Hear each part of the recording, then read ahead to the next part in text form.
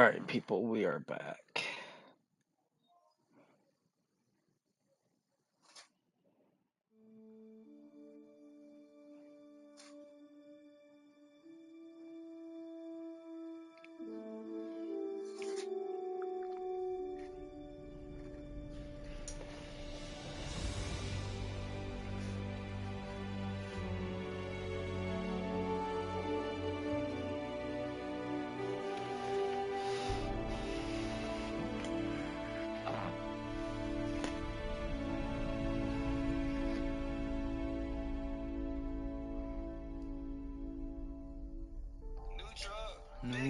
New roads, we been turn up and way past when we the innocent.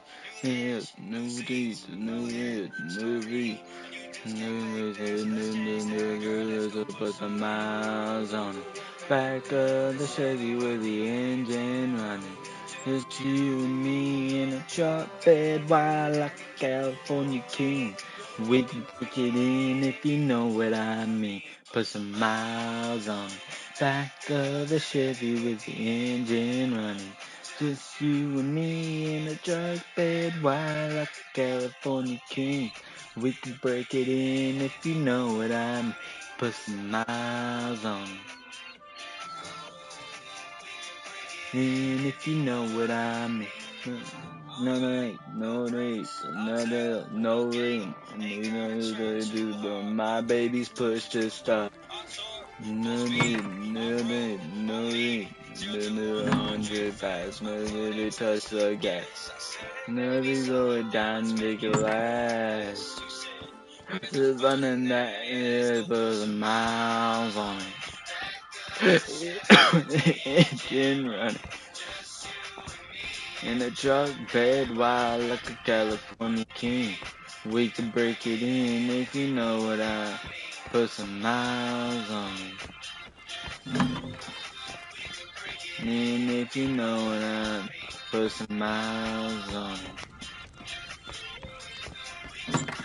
And if you know what I mean.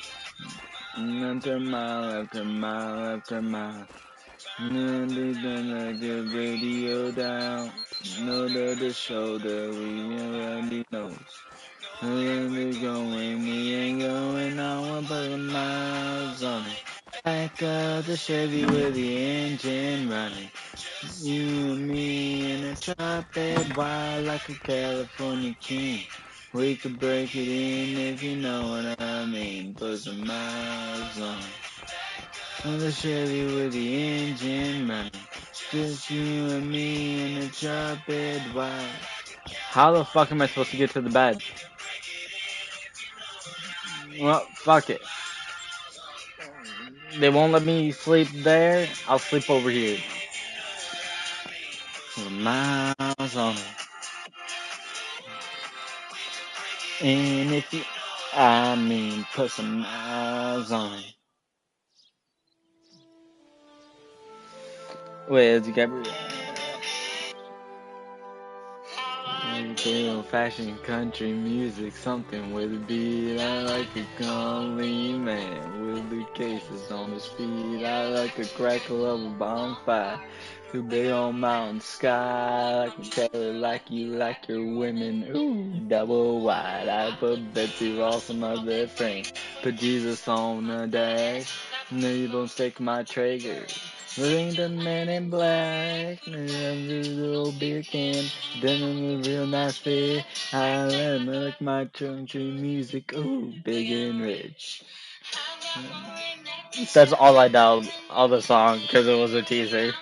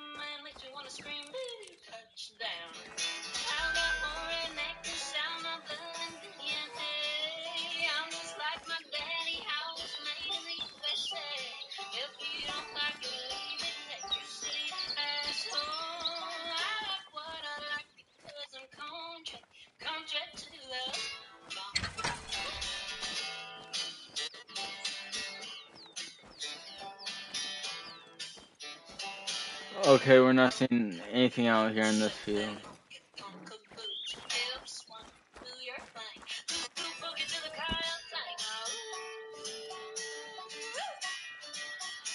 That's a 3. That's a 6.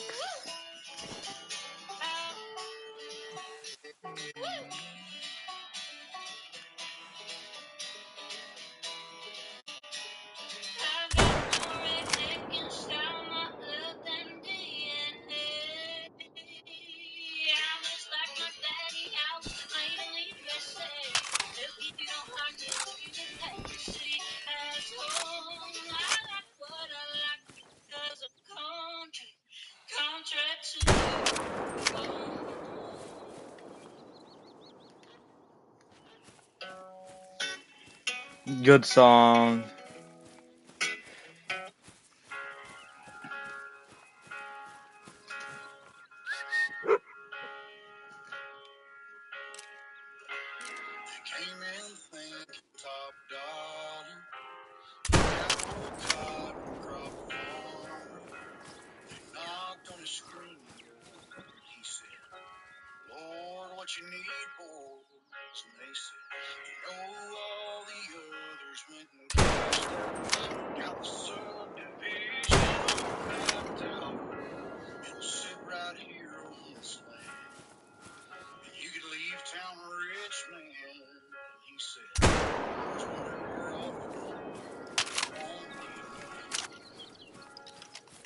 Cause I got a little girl who used to swing right there. I still see her pink bow and her brown hair. They're in a big city, but she still calls home. What she gonna do if you come back and we're gone? And over there under that white oak tree, beneath the cross where my best buddy buried. And her teen hunting season's running strong. Keep your money, 'cause a man can't leave his dog. And over there's where I got down on one knee. You can buy a kind of dirt cheap. And it's out and then looked away. And then I know one thing. Went out and through all the years. Never country through. How did you get here and you say, little girl that used to swing right there.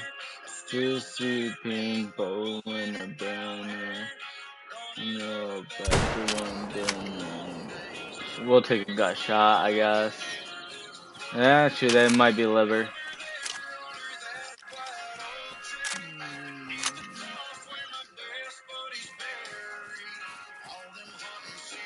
Freezing Jumbo.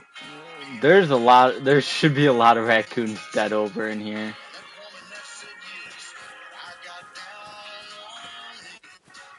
Yeah, I was gonna say there's gotta be a lot of raccoons dead down over in here.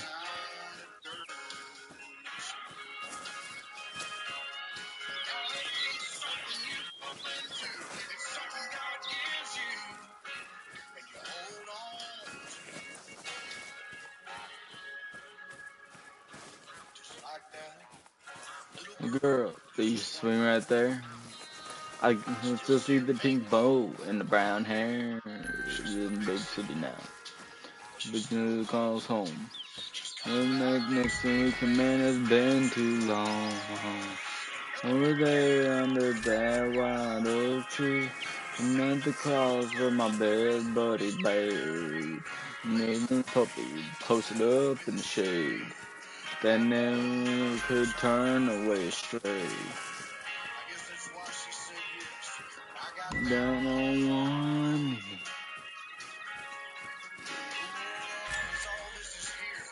We killed a bunch of raccoon dogs out in this field. Or raccoons.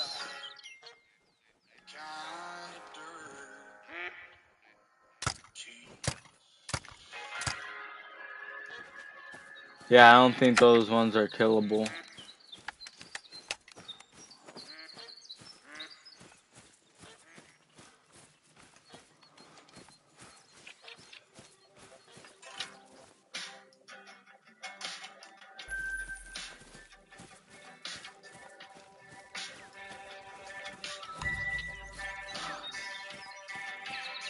I don't. We did not hit this one.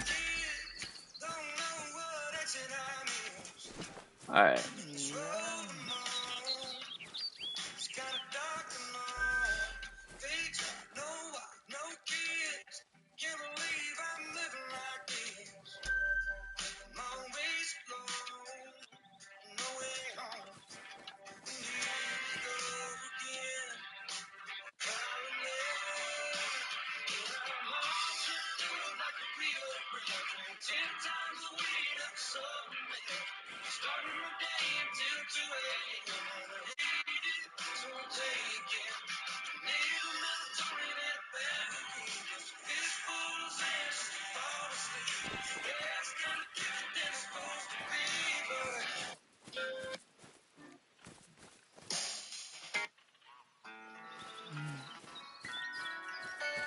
I don't always wake up in the morning, pull myself strong one.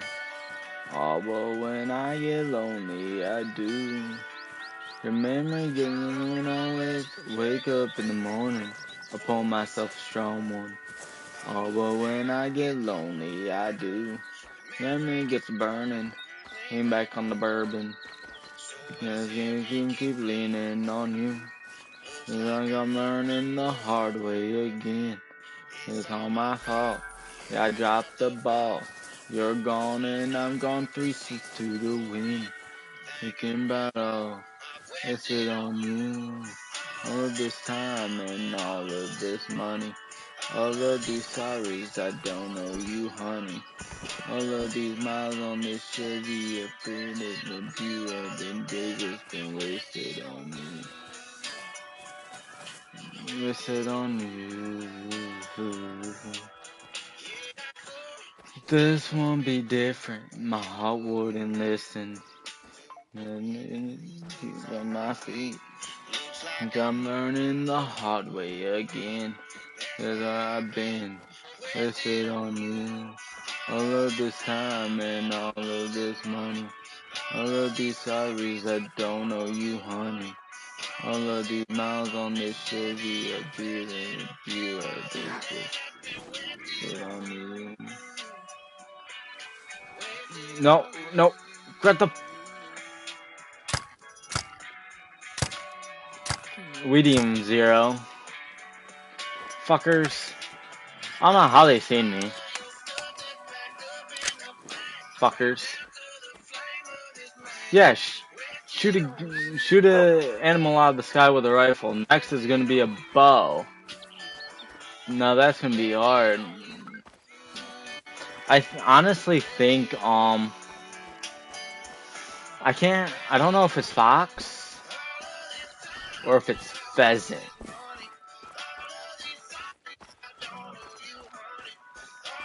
Is the new great one. I don't even know.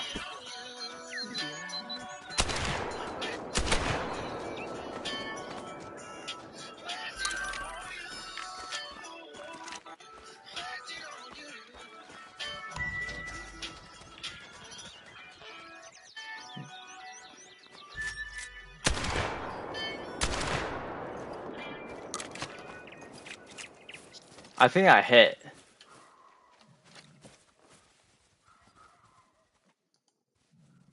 Yeah, that one's hit.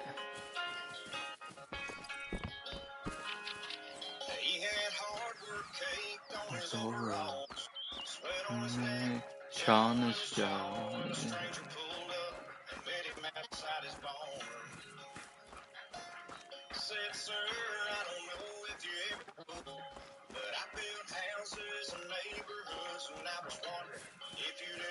I'm flush. Flush.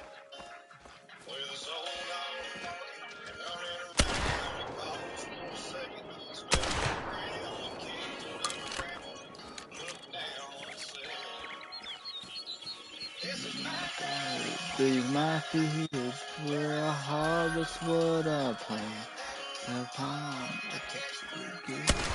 God damn it.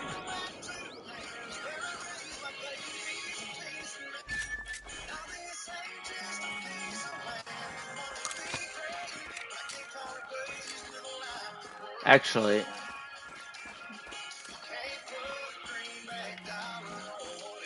come on, get up. Get up. Get up. Get up. Not in the.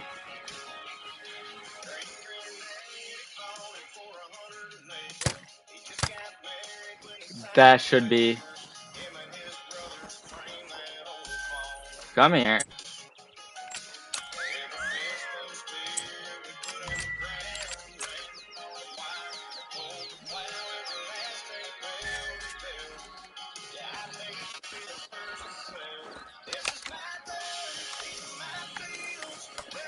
Oh, that's what I Ah, there's no way you're grounded still. Whatever. I can't shoot. I can't shoot anything while they're flying. I can't. I suck. Ooh, that's a 7.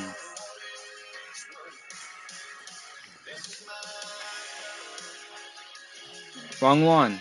No, that's the right one.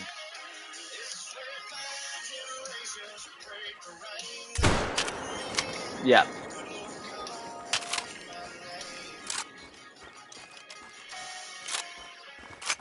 22-250 does work. Love this gun.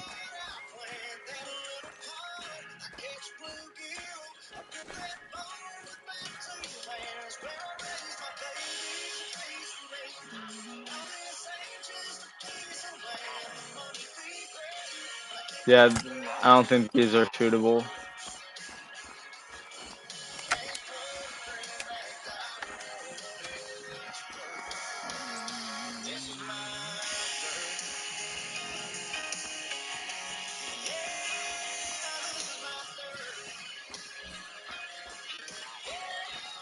Really? Really? Where? Oh, it was up here. I knew it was somewhere on the wood line. Is this a gold? It is. I shot a 5 thinking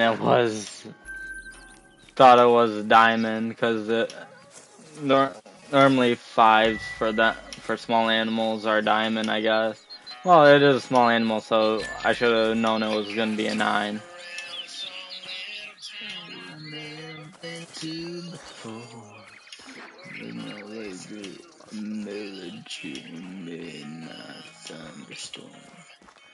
There's something in the headlights, slowing me on a dime.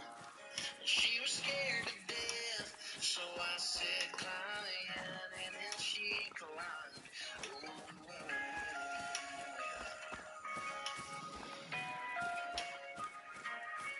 She was bruised and broke from head to toe with a tear in a bloodstained shirt.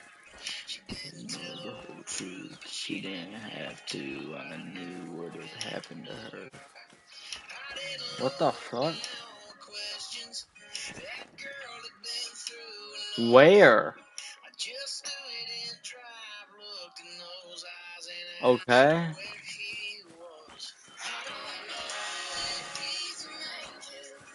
Sanders don't do what he did. He'll still bend the fire. Alright. Alright. No, we're gonna sneak. Actually, I'm gonna run to the bathroom real quick. I'll be right back.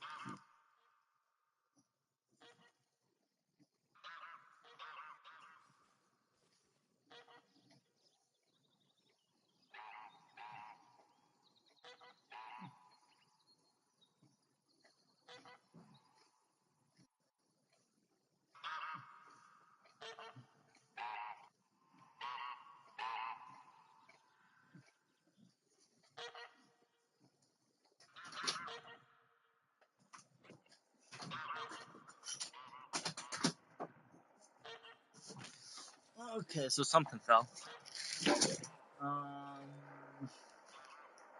What did fall? Huh. No. I thought something fell.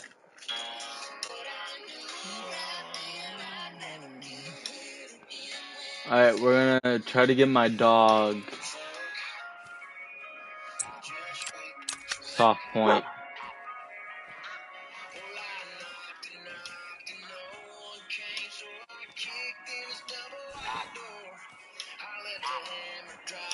Oh, he got to that 12 he was reaching for.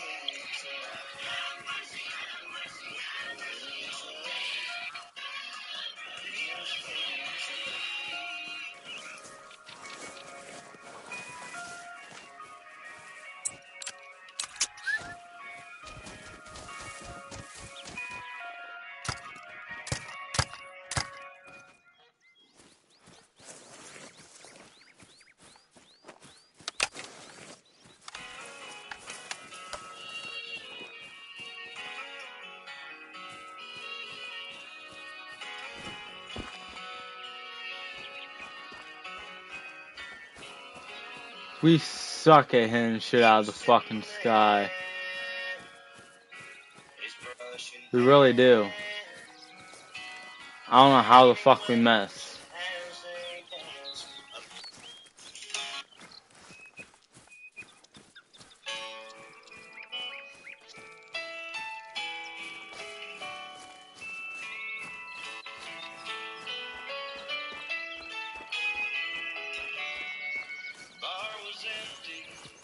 Ooh, that's a big pheasant.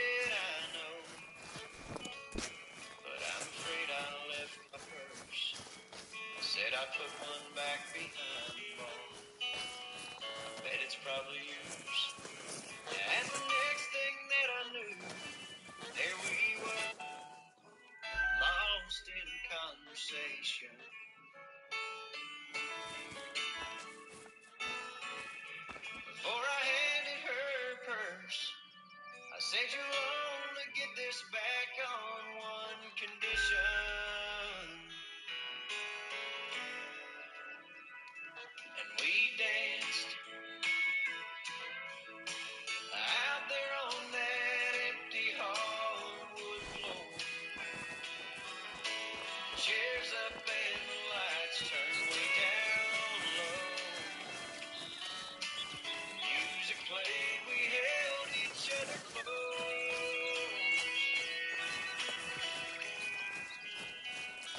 And we danced.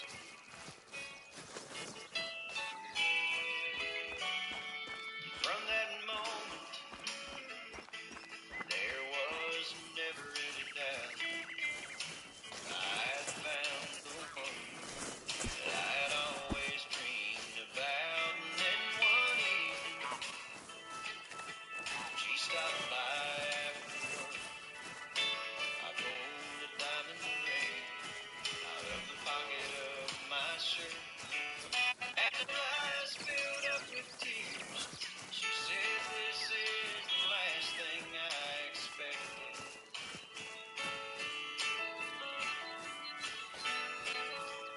Then she took me by the hand, said, "I'll only marry you on one condition."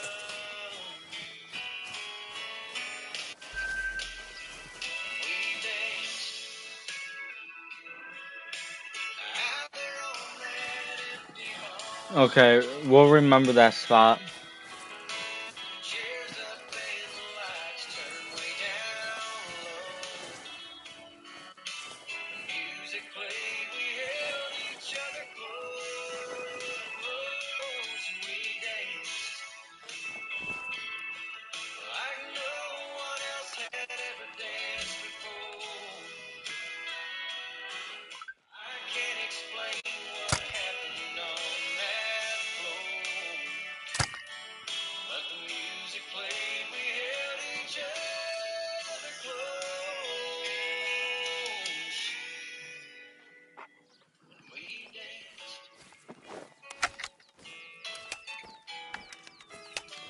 Yeah, we danced.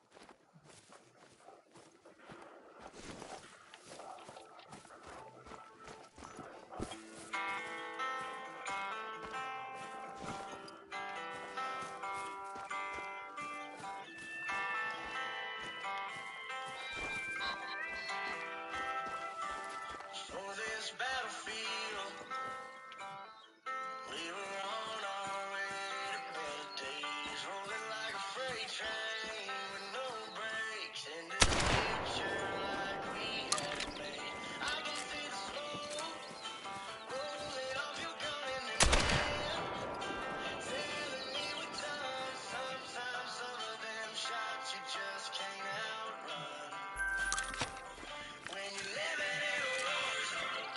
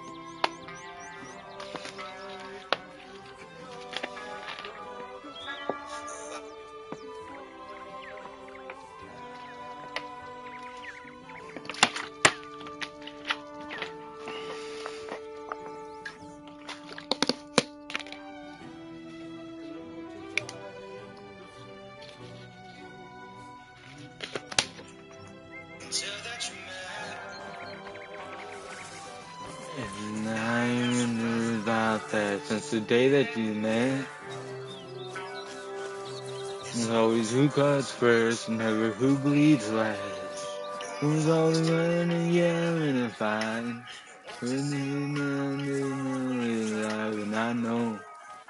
And I know. I'ma take the high road, baby, get going. Living too much of something terrible. Walk out and lift me up like a time before. I need you so. And you'll never listen me away. I'ma take the high road, take the high road, take the high road. Midnight. Midnight. If you with her, you gonna catch me with him. Midnight. Fine. Driving, I know. I'ma take the high road, baby, get on, making too much of something terrible. And I'ma make you cool down while I walk out. You make me up like that before. Maybe she's so. Maybe I'll find you new. I'ma take the high road, take the high road, take the high road.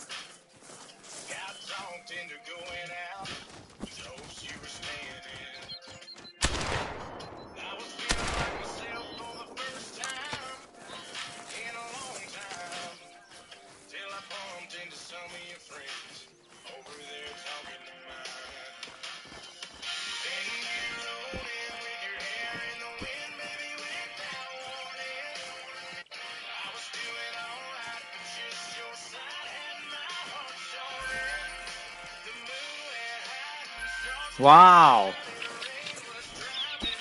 I missed that mail all them time.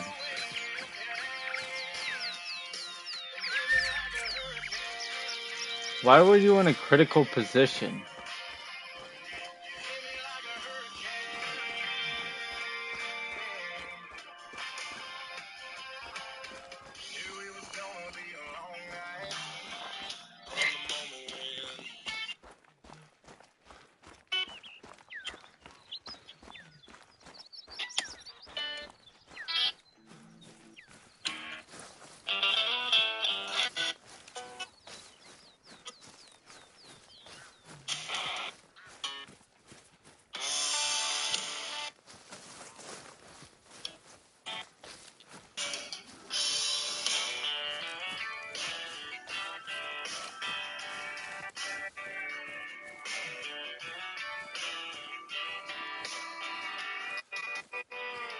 The outside of the road gets stuck when it's way out in the middle of nowhere.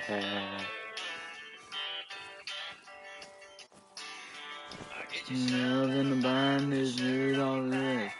Need to earn, need to judge, need a bus fare.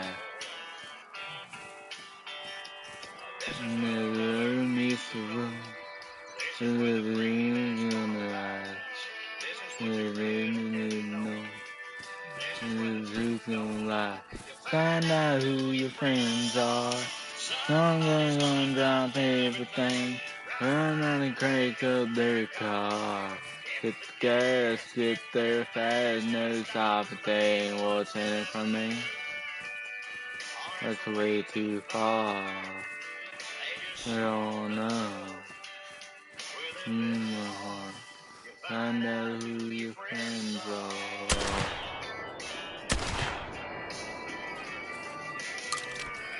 And then there's a hand in the map of the mountain.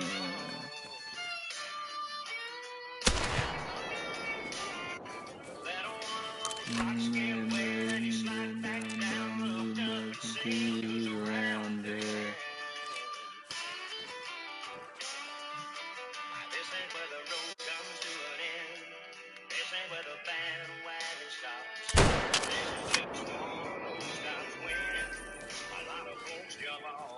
Find out who your friends are. Somebody's gonna drop everything and then crank up their car. They're fast, no stopping thing. What's in it for me? That's way too far. It's on up. I did not hit organs.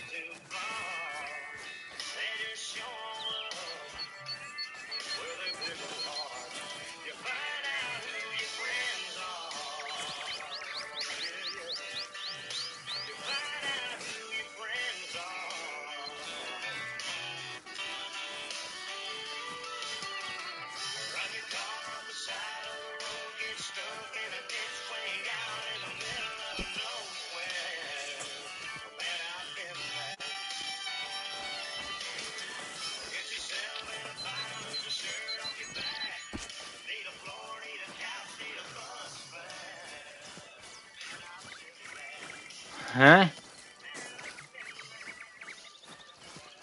2550.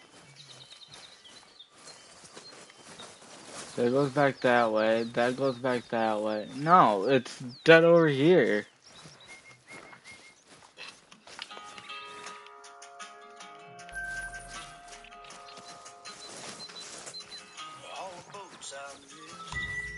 Now we're gonna go see if we can't find this 10 to 13 raccoon track.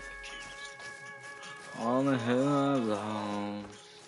I then clicked around, then black and blue, on my way to you.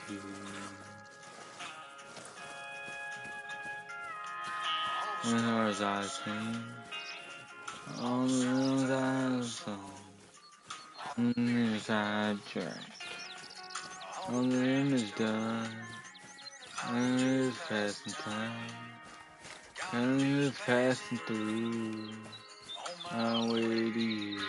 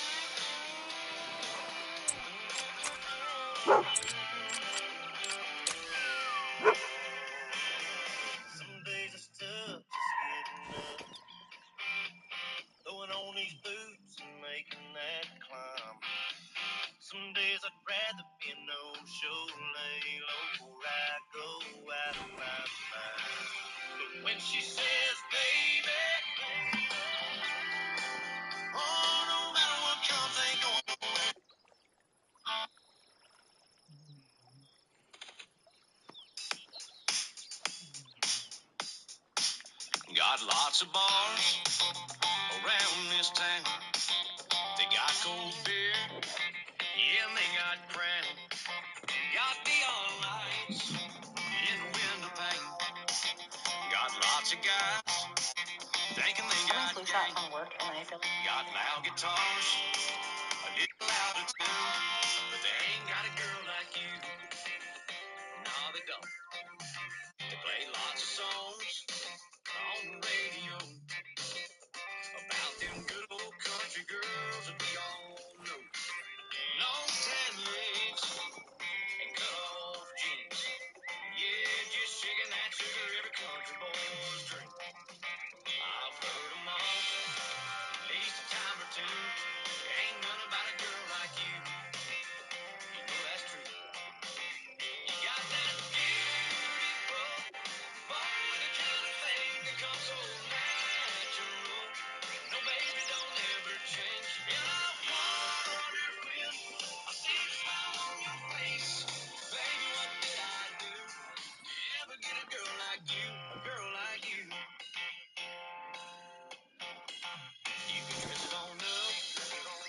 If he doesn't try to get back here soon, I am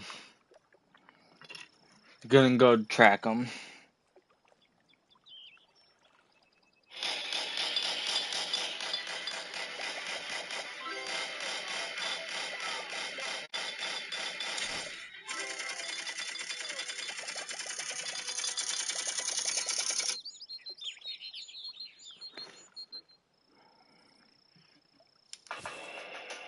No, fuck it. In a small Pennsylvania town, a new mother is excited by her baby's first Christmas.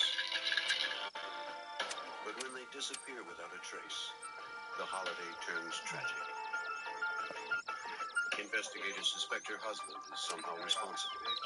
But with little evidence, they called on the FBI to find the answers before time ran out for the missing mother and child.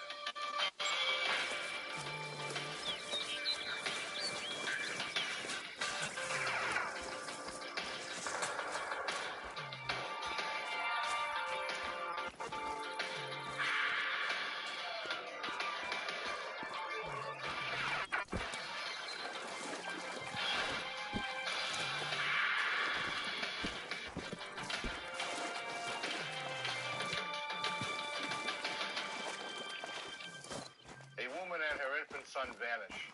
The husband is frantic. The clues are scarce. But hopes linger, even as the hours and days tick by without a word. Was she on the run or the victim of foul play? I'm Jim Kallstrom, former head of the FBI's New York office. It was an investigation filled with blind alleys and dead ends. In order to go forward, we had to revisit the past.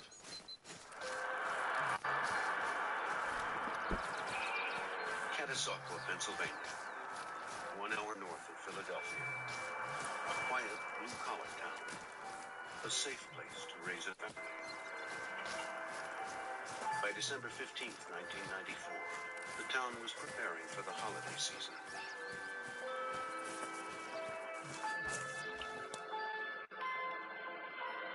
The house at 740 Front Street was already decorated.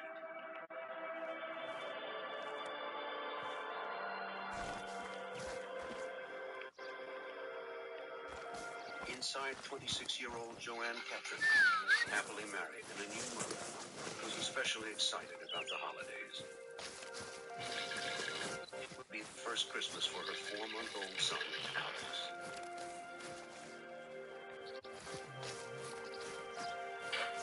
Joanne and her mother-in-law, Veronica, planned to spend the day at a nearby mall. Hey. Now Joanne called to say that Alex was dressed and ready. They'd be right over.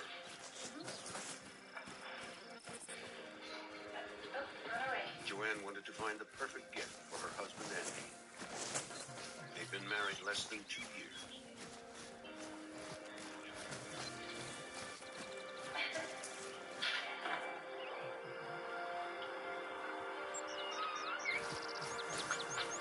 And though they didn't have a lot of money, Joanne had been saving for the holiday.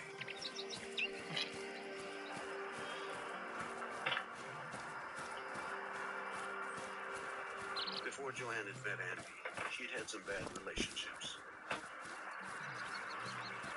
Her first husband was abusive. The marriage had ended in divorce. But she was happy now.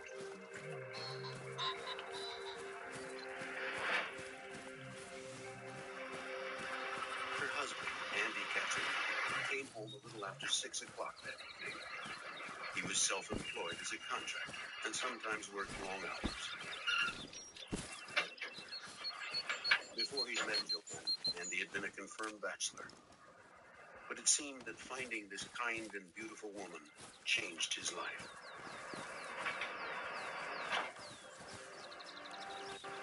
Usually, Joanne and Alex were waiting for him when he came home. But not tonight. That didn't seem to worry Andy. After all, it was Christmas time and the mall traffic would be heavy. He saw that Joanne had left some chicken to defrost.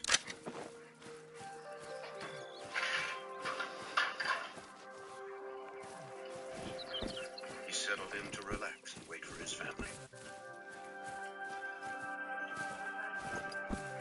An hour went by. Then another.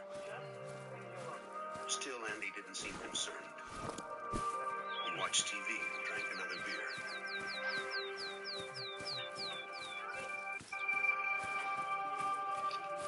At 8 p.m., Andy finally decided to check on his wife.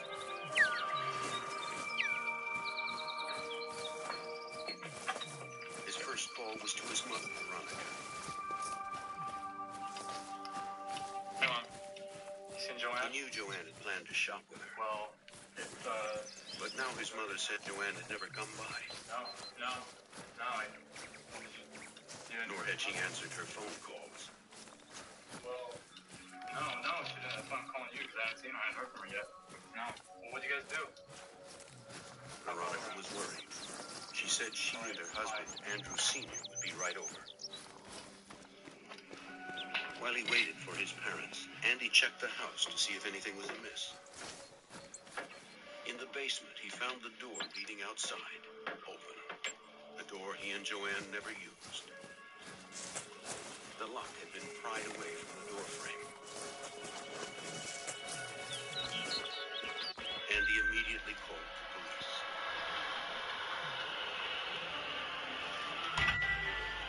Two officers from the Catasauqua Police Department responded. By then, Andy's parents. Andy told police the events of the day. The shopping trip that never happened. The apparent disappearance of Joanne and little Alex. Picking this year. He claimed they'd been abducted, and officers agreed that was a possibility. But it was also plausible that Joanne had left on her own and taken her child with her. Well, yeah, Or maybe Andy had somehow been involved. Veronica described her phone call with Joanne and the subsequent calls that went unanswered. I had my coat on and waited, and she never showed up. You guys see this? Andy now showed police the padlock that had been broken off the basement door. Yeah. But the officers were not convinced it was related to the missing mother and child. That night, Andy stayed home by the phone while his father searched the surrounding area for Joanne and Alex. This Black Friday, save even more at electronicfirst.com. Use code BLACKFRIDAY5 for an extra 5% off games, software, and gift cards. Don't wait. electronicfirst.com. Pay less, play more.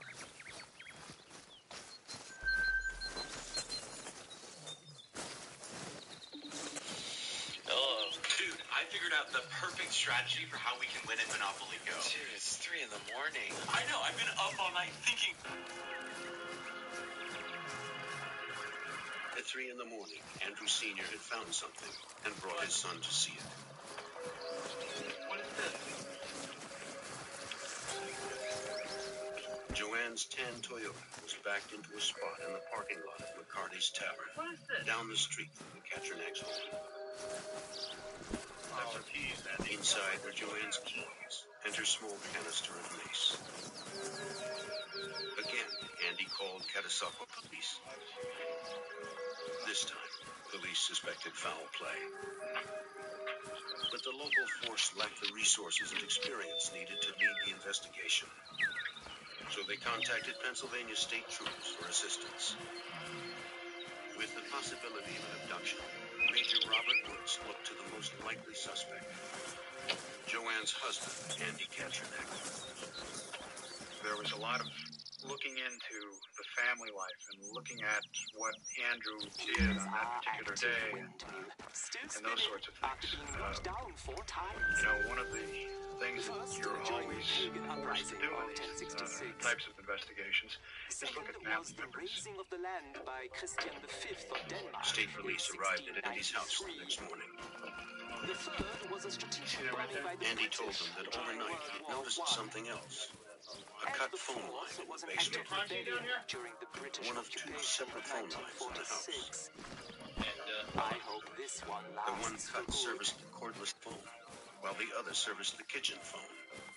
It appeared to investigators that whoever cut the line knew where to look and which one to cut.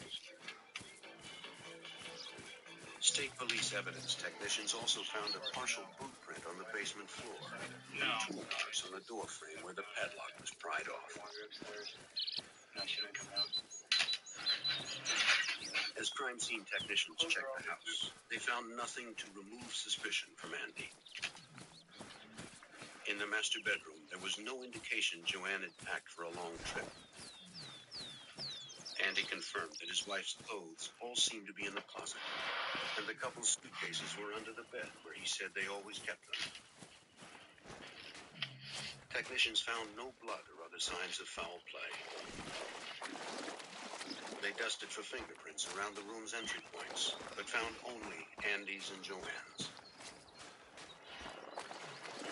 In the baby's room, there were also no signs that little Alex had been taken on a long trip, and no indication of a struggle or robbery.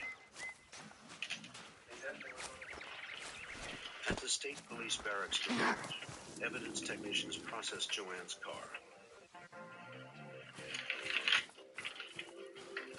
They hoped something left behind would lead them closer to the missing mother and child. On the headrest of the driver's seat, they found 6 dirty blonde hairs. One was partially smeared with a dark red substance, maybe blood. But nothing immediately pointed to Joanne and Alex's whereabouts. As lead investigator, Trooper Bob Egan was suspicious of the way the car had been found. There were a couple things that led Andy Katrinak to believe that his wife did not back that car. And number one is that she never used that parking lot to park her vehicle. They had a parking lot in back of their house. And number two, she never backed the car. And when she parked into a parking space, she always pulled in front of the vehicle first. She was very bad at backing up. 3 days passed since Andy's wife and son disappeared. His parents posted flyers throughout his neighborhood and in Catasauqua's shopping district. Annie for Joanne and Alex. Sorry, I have not. This is a picture of our daughter. With still no word from Joanne or a kidnapper, troopers delved further into Andy's background. They found him anxious. He spoke of his former days as a senator of Oxford, Las Vegas. He was good with his face and earned his living as an instructor when he first moved to Pennsylvania. Now a private contractor, Andy barely made enough to pay the bills. About life, a house, and a baby strained the new father's resources. Troopers asked to see his financial records, including insurance documents, bank statements, and phone records. I got some checks. He told them that his wife had only minimal life insurance. I know you wanted. I would have wanted to file an record, so I wrote that down. On the day she disappeared with his son, Andy said he had been with his father, building a room addition for a client who lived a few miles from his home. Troopers were not satisfied. They suspected he may have still been hiding something. They demanded that Andy take a polygraph test. Right now, do you know where your wife is located? No, I don't. The first test showed that Andy had not been deceptive regarding his family's disappearance. But investigators needed to be sure about it. He tested it again. No, I didn't. The results were conclusive. No. Andy was telling the truth about his missing wife and Becky. Investigators cleared the husband of the subject. No, I'm not.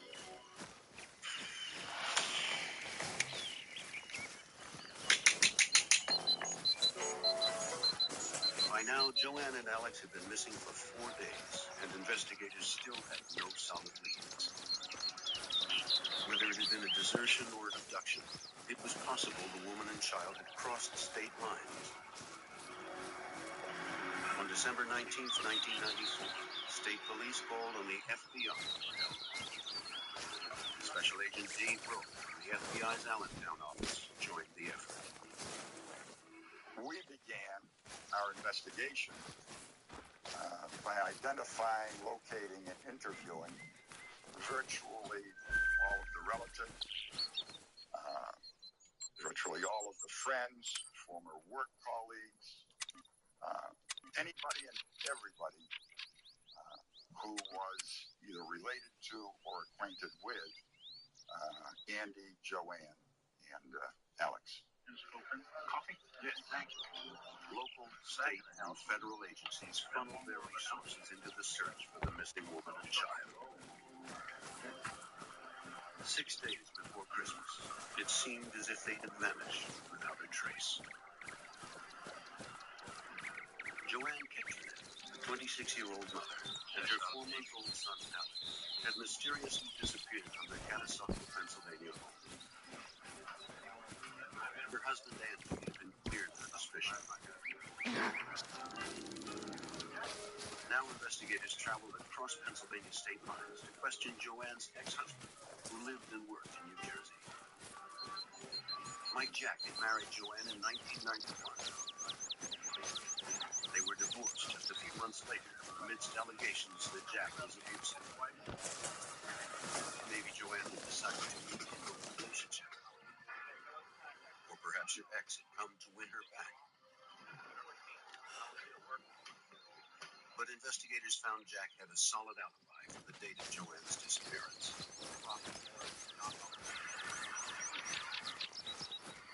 Agents also used people from Andy's past, including his ex-girlfriend, Pat Laurel. An FBI agent interviewed Laurel at her home in North Carolina. Found she too had a solid alibi for the day Joanne and Alex had vanished. I'll tell you what, I really appreciate that, man. Okay. Back in Catasauqua, investigators returned to McCartney's Tavern, where Joanne's car had been found the day she had disappeared. Maybe someone had noticed her, or whoever had parked the door. Troopers and agents eventually interviewed everyone who had been at the bar that night, but no one had seen a thing. You working last Thursday night? Yes, it was. Investigators also canvassed the Katronak neighborhood. One neighbor directed them to a handyman who rented a room down the street. He'd done repair work in several local homes.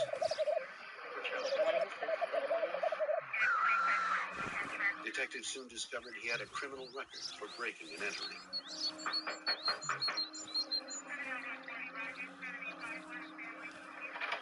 He seemed a promising suspect. He admitted to police he had had some run-ins with the law, but swore he had no knowledge of Joanne and Alex's disappearance. He agreed to come in for further questioning.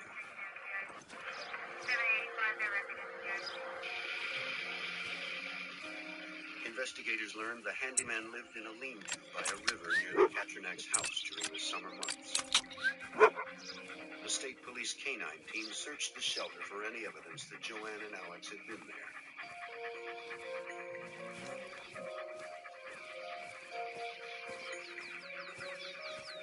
They found nothing, and the handyman was cleared. Another dead end. For frustrated investigators, precious time slipped away as community concern grew. Man. State Police Major Robert Wirtz helped establish hotlines to elicit the public's help. There was obviously a lot of concerns in the community as to what occurred. So we had a command post set up here at the barracks with a number of telephone lines coming into the command post. Those phone numbers were given to the public, and we in fact did get information from the public.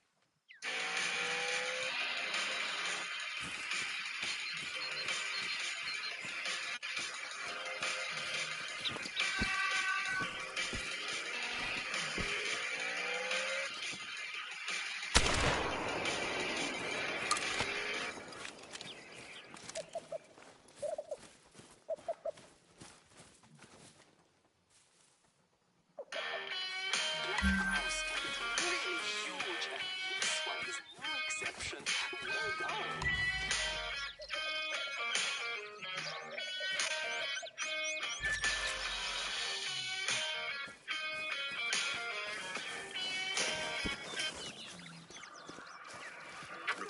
sightings poured in. One resident reported seeing Joanne with an unidentified man near railroad tracks behind the Katrinak's home. She was carrying a baby and seemed frightened by the man pulling her further into the brush against her will. In response, FBI agents and state police immediately conducted a massive line search of a 4-mile stretch near the railroad tracks. The search continued through the night. They scanned the area inch by inch as choppers circled overhead. But again, investigators found nothing. Trooper Joe Kosovar, now co-lead investigator with his partner Bob Egan, recalls that reports of sightings continued. They saw her along the railroad tracks. They saw her on an airplane. They saw her in a convenience store with the baby. But none of them checked out. They were false leads, and apparently people saw. Ooh, trail cam. What's going down in the stand? Just a family friend down in the stand.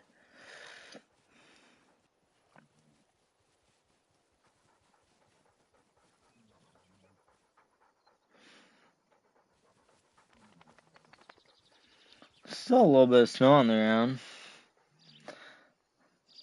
The thought they saw were two different people. Christmas path. Send down in my stand.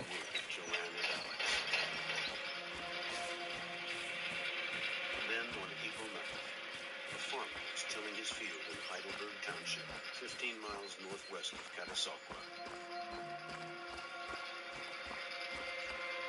He saw what looked like a pile of clothes at the field's edge.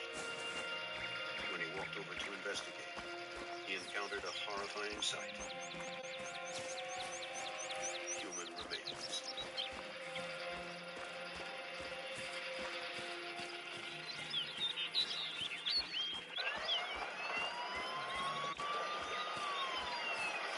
After the disappearance of Joanne Katrinak and her infant son, Alex, a farmer found a decaying body of a mother and child at the edge of his Pennsylvania field. The FBI and troopers arrived immediately. Dental records would later confirm what they already suspected. The bodies were Alex and Joanne Katrinak's. Joanne lay on her back, a diaper bag still on her shoulder. She had been shot once in the head and beaten about the face. Alex was face down on his mother's stomach, dressed in the blue snowsuit he'd worn on his ill-fated trip to meet his grandmother. The bodies were 50 feet past the end of a trail that ran through the woods. Nearby, crime scene technicians found a baby bottle and a rattle. To Trooper Bob Egan, the location of the items was significant. You could see items that had fallen to the ground almost in a sequence as if an assault started, and Joanne was walking or running away from the assault, and she was dropping items along the way. It appeared the killer had driven up to the end of the trail, and from there had forced Joanne to walk the remaining 50 feet. Evidence technicians would spend 15 hours searching the area, but they found no shell casings, fingerprints, footprints, or murder weapons. In the hopes that the forest debris might yield answers, they collected leaves and dirt from beneath the bodies and sent them to the police lab for closer examination.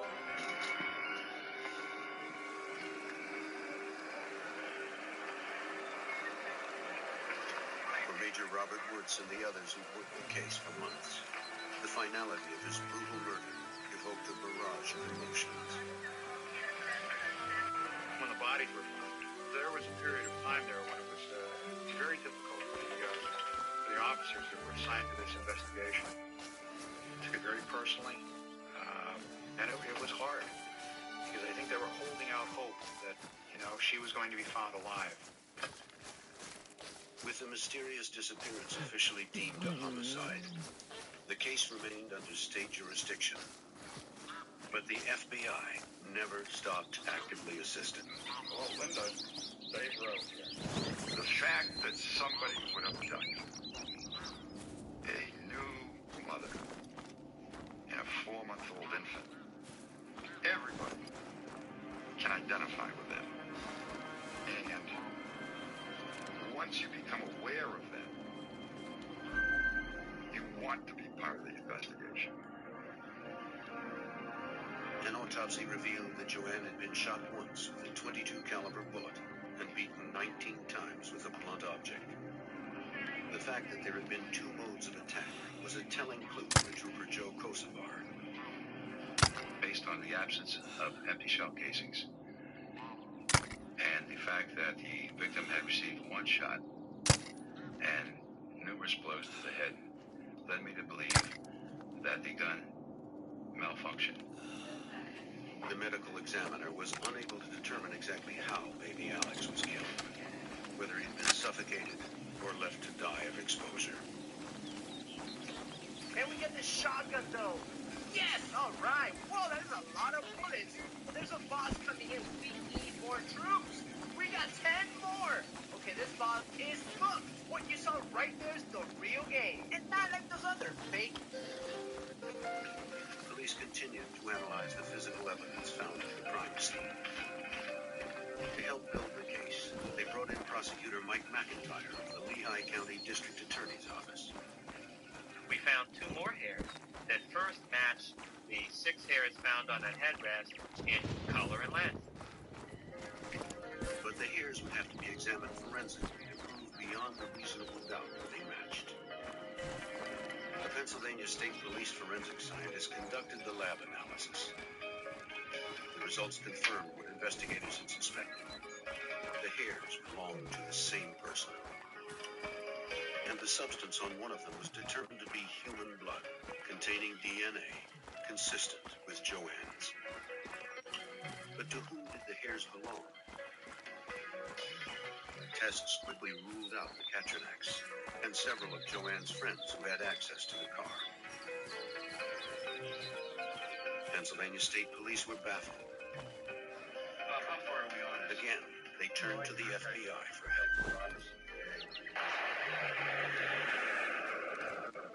The FBI sent a behavioral profiler from Washington, D.C.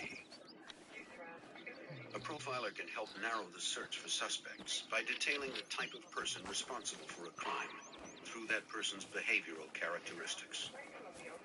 Profilers study a variety of crime-related information, including case reports, geography, timing, and the victim's habits. Then they revisit the crime scenes to read the locations for clues to the killer's behavior.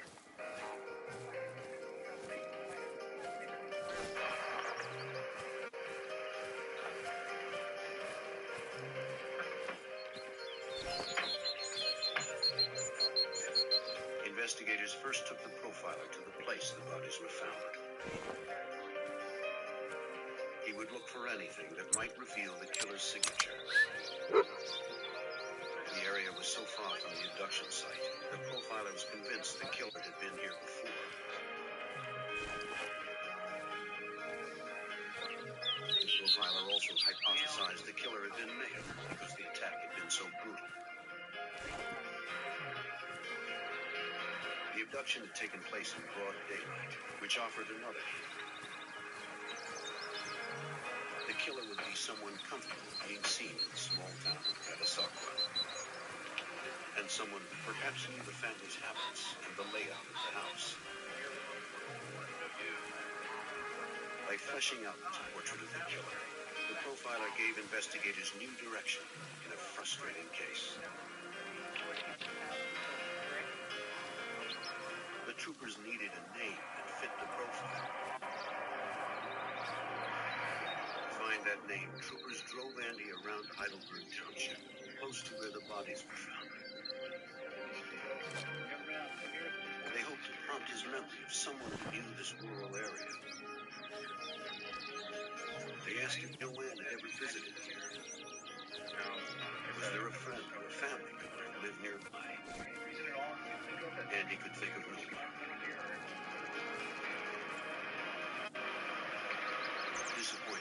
investigators returned to State Police headquarters. Then, just as Andy was about to leave, he remembered something. 50 months in Heidelberg Township, and also his home in Cudahy. His ex-girlfriend, Pat Rohrer, had once managed a stable in Heidelberg. And with that, he told me that he couldn't tell me the exact place, what it was called, because he couldn't remember the name, but he could give me directions on how to get there. So I told him, I said, well, tell me. As he started to tell me the directions of how to get to where Patty Rohrer was boarding a horse and taking care of horses, well, I knew he was taking me right to the area where Joanne and the baby were found. We used to go together.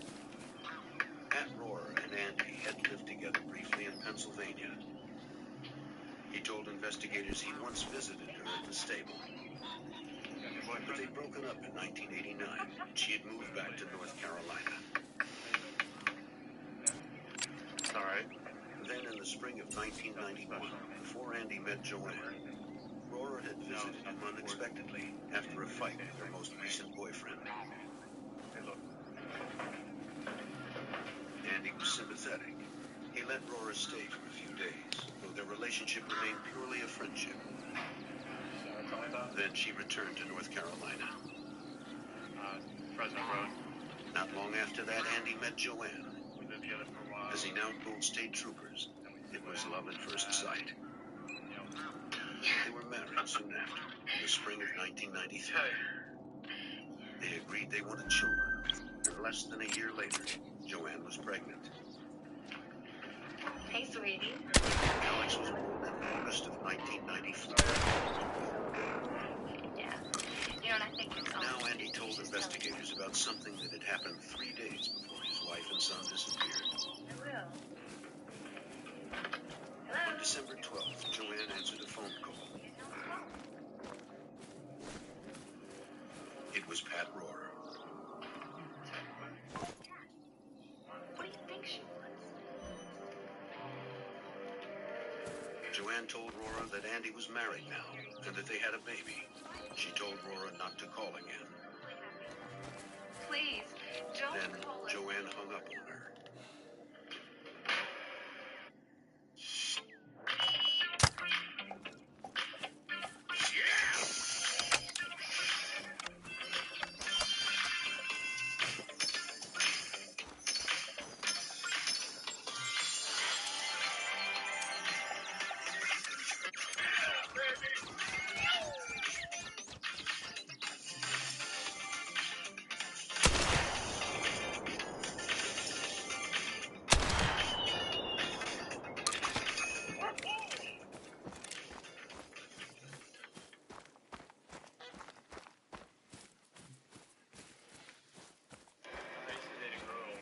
Though Andy knew Pat had a temper, he dismissed the idea that she might seek revenge.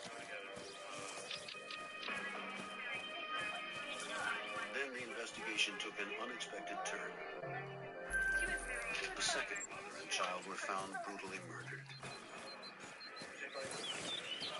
The pair, who resembled Joanne and Alex, were discovered in a retail store dressing room in nearby Collegeville, Pennsylvania. Investigators now wondered if a serial killer was on the loose, preying on mothers and children in Pennsylvania. While investigating the homicide of Joanne and Alex Katrinak, Pennsylvania State Police responded to another double murder in a retail store just 45 miles away. The victims were a second young mother and her baby. Police feared a serial killer was on the prowl. Well, nice taking you. Practice. The store owner's son. While he confessed to this killing, he had an airtight alibi from the day Joanne and Alex were slain.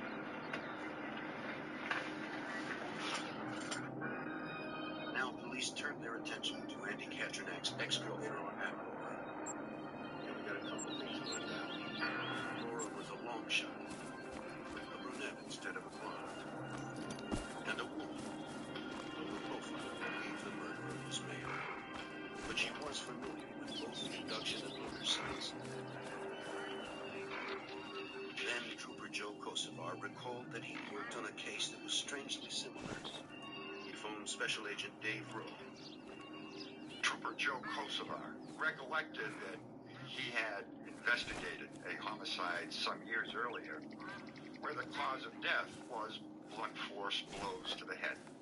The assailant was determined to be a woman, while 1, 2, 3, 4 blows by an adult male would produce the same damage that a woman might have to strike 15, 20, 25 blows to accomplish.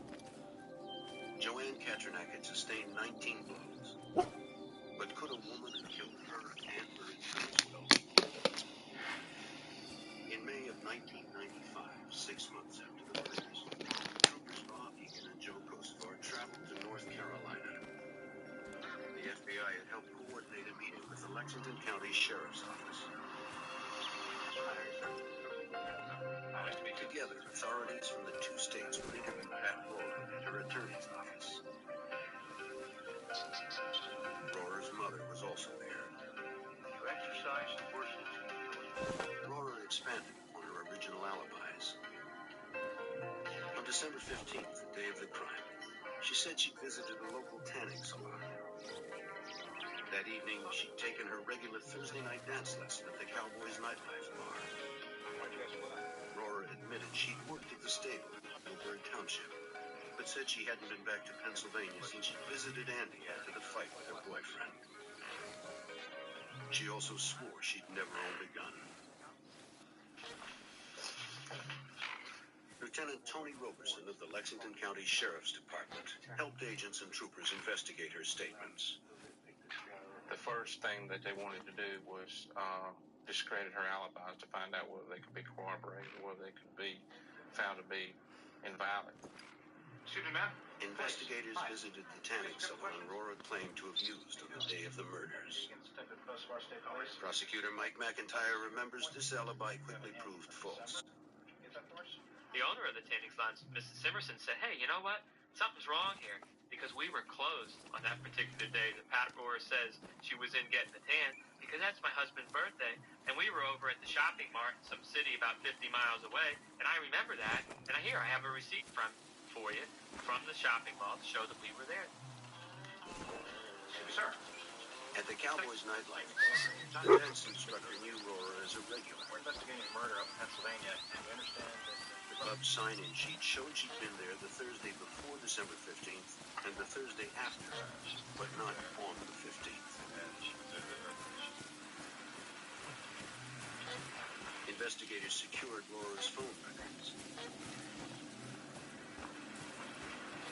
They showed she'd used the phone every day of December 1994, except from the 12th through the 15th.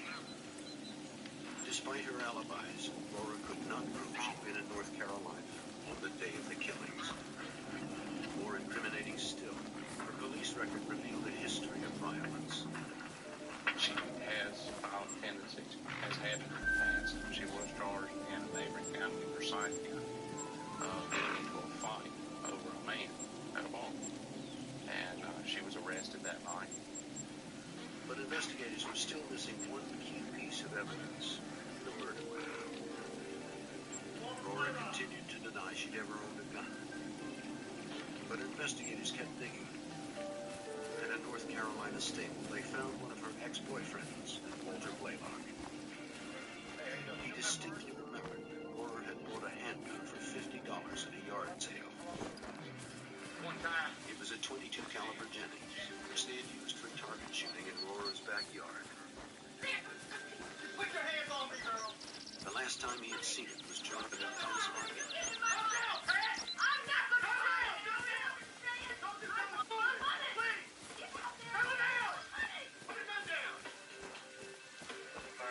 Now Blaylock told Trooper Egan the gun had a curious flaw. Leonda described the handgun as being a piece of junk type of handgun that often after the first time you shot it, it jammed, not allowing you to fire a second shot.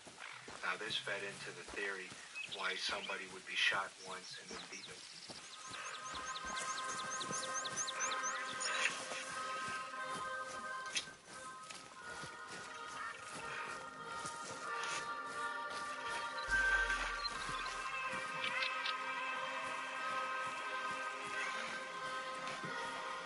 Head. The FBI helped coordinate interstate efforts to secure a probable cause warrant to search Rohrer's North Carolina home for the murder weapon.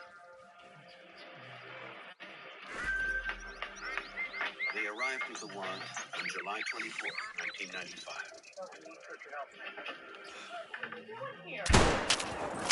Despite a thorough search, they didn't find the gun. But they did find numerous spent .22 caliber shell casings in the backyard. Only when police told Rohrer they knew she owned a handgun did she admit. But she insisted Blaylock had taken it with him when he moved out about a month before the murders. No, I have not. Why did you buy the gun? I told you. The case against Rohrer was growing, but it was built on circumstantial evidence. It's just because he wanted this gun. Did you get it? And strangely, the only physical evidence, the hairs from the car on the murder site, didn't seem to fit.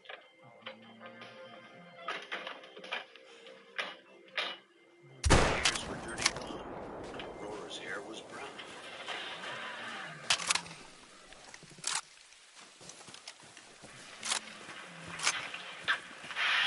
Trooper Joe Kosovar wondered if it could have been dyed at the time of the killing.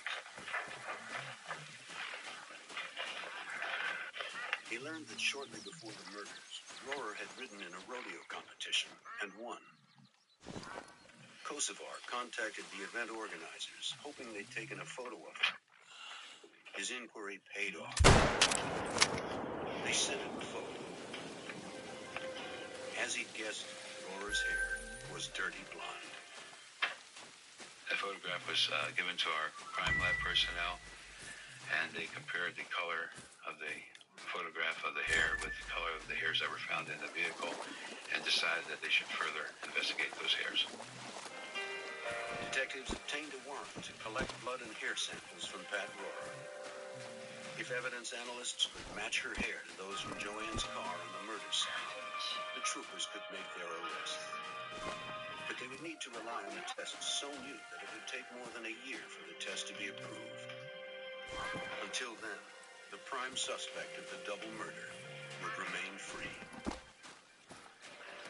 After an investigation that had lasted almost a year, detectives had a strong suspect in the double murder of Joanne Katranek and her infant son Alex.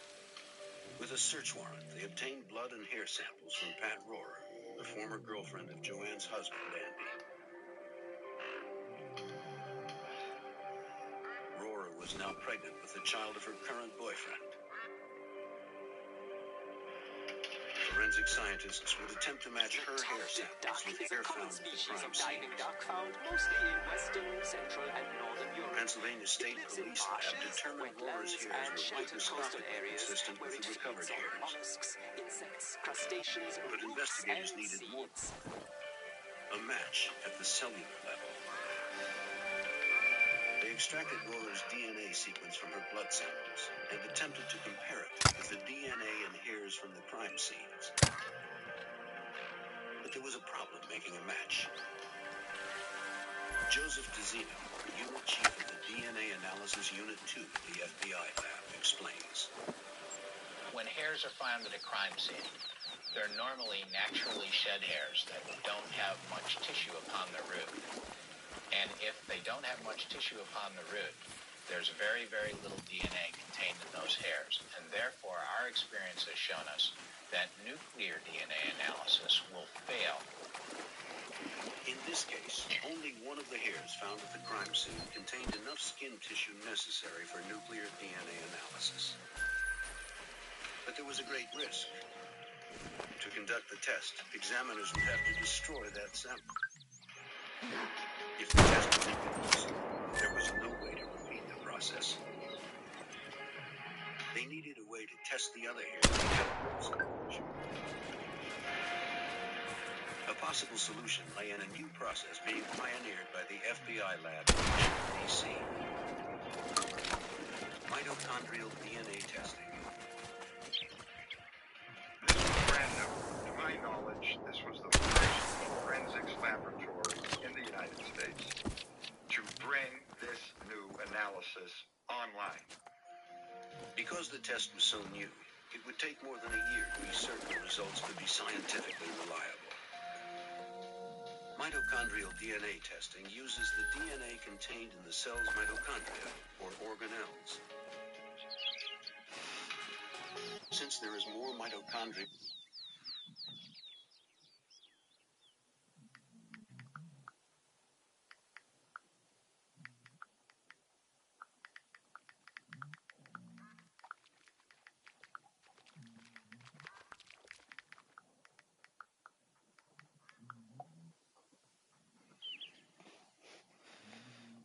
DNA than nuclear DNA in hair cells, it is easier for examiners to retrieve the mitochondrial DNA. With 5 hair samples to test, examiners could repeat the test and obtain more reliable results. With mitochondrial DNA analysis, we're over 90% successful obtaining DNA from hairs that are naturally shed, hairs without root. And we only need about 1 inch of hair in order to obtain a result, generally speaking. This Black Friday, save even more at electronicfirst.com. Use code BLACKFRIDAY5 for an extra 5% off games, software. To attempt a mitochondrial DNA match, first the DNA sequence in a hair cell's mitochondria is isolated. Then its sequence is plotted and compared to the suspect's known DNA sequence, in this case taken from Pat Rohrer's blood cells. Both DNA sequences matched. Forensic scientist Joseph DeZino explains what that meant.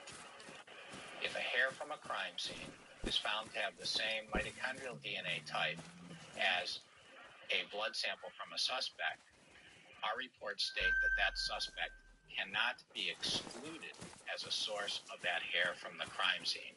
Therefore, Patricia Rohrer could not be excluded as a source of these hairs. However, without nuclear DNA confirmation, the result was not absolutely conclusive. Now scientists examined the hair sample with skin for a nuclear DNA match. It corroborated the mitochondrial match. There was no question that Patricia Rohrer had left those hairs behind. It was a pivotal moment for the case. In the early morning of 1997, investigators arrived at Rohrer's home with an arrest warrant. Pat Rohrer, I got a warrant for your arrest. Yes? Deputy, go with her. A female detective followed Rohrer upstairs to keep an eye on her as she dressed herself and her 18-month-old daughter. It seemed a routine safety precaution, but it yielded some of the most damaging evidence in the case. During the time that Pat was trying to settle her baby down and get dressed, the female detective, Suzanne Pearson, was present in the bedroom. And it was at this time that she overheard a conversation that Pat Rohrer had with her baby. Pat's baby's name is Nicole, and what the detective heard was Pat Rohrer saying to Nicole, Nicole, if I would have known I was going to get caught, I would have never brought you into this world. It was something that Suzanne Pearson, the detective, documented as soon as possible, and this was very damaging.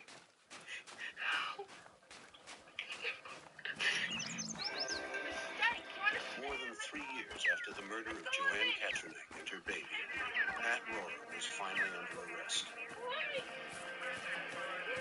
She was flown to Pennsylvania to face murder charges.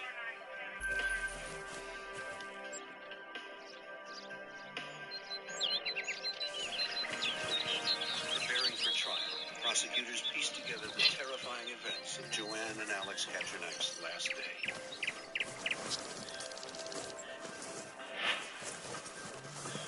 On December 15th, 1994, Pat Rohrer had broken into the basement of the Katrinek's home Andy was out, and Joanne was alone with Alex.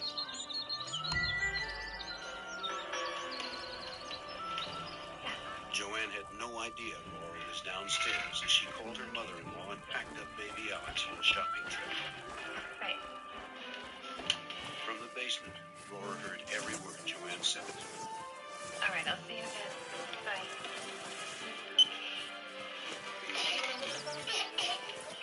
And she remembered the house from a visit with Andy 3 years earlier. She knew where to look for the 2 phone lines and which one to cut so Joanne couldn't call for help. Joanne carried Alex outside, still unaware that Pat was in the house. Laura heard Joanne leave and went outside to catch up with her.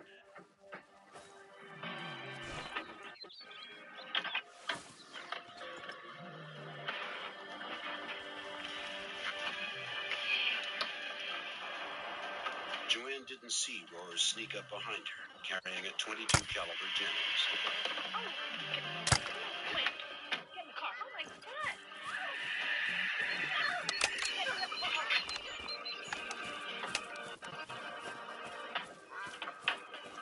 Laura jumped into the back seat with the baby and forced Joanne to drive.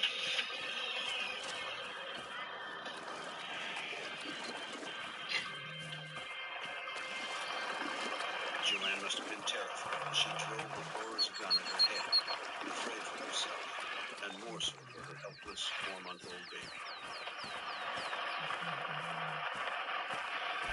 Laura directed Joanne to an obscure horse trail in Heidelberg Township. The Eurasian teal is a highly gregarious duck that forms large flocks. Scouting the area ahead of time for spots for your decoys is a must. Make sure to place them far enough away from your blind so they don't fly on top of you and spook. As Laura forced her further into the woods, Joanne in her terror dropped Alex's rattle and then his body. I don't know, so much fabric. Blueberries. Buy the dress, honey. Buy now, pay over time. Perfect. Affirm. Watch more live sports. All in one place. Get your favorite live sports on YouTube TV. Terms apply. Cancel anytime.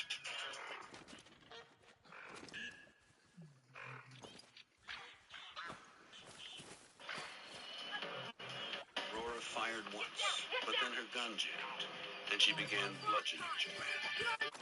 She may have suffocated baby Alex, or simply left him to die slowly of exposure to the December elements. Then Laura parked the car at McCarty's Tavern and fled from Pennsylvania.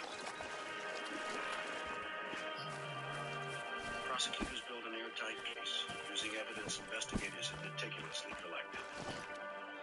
It was a concerted effort by many in law enforcement, unwilling to let this woman and child perish in silence.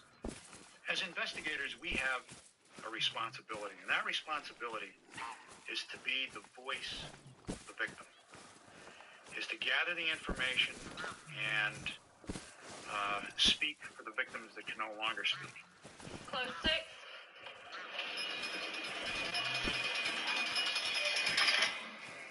The jury found Pat Rohrer guilty of 2 counts of kidnapping and 2 of first-degree murder.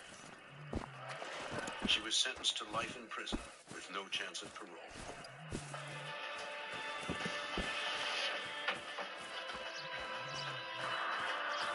The case was closed, and for the town of Katasova, the mystery was solved.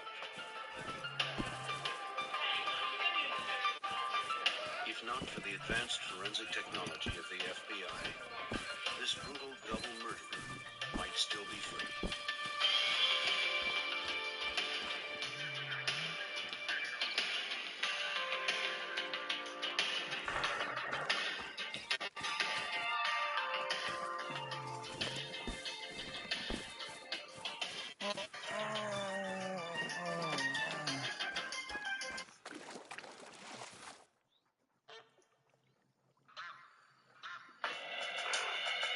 A pair of serial killers roam the Midwest, preying on adults and children alike. always a step behind. Agents had no choice but to follow the bodies.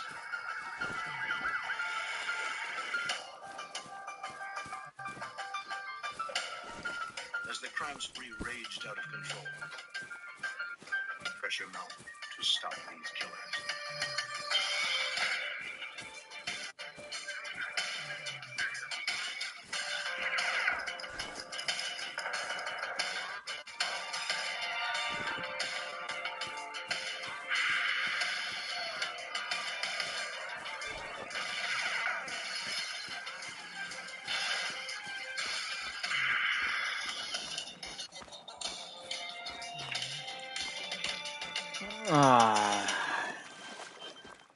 Playing Monopoly Go is easy. Just roll and go. Maybe a little I just gotta love mission grind, doing missions. Show 'em, Scotty. I'm doing missions so I can get enough money because I'm gonna eventually have to start doing pheasant grind. Monopoly Go. Download now.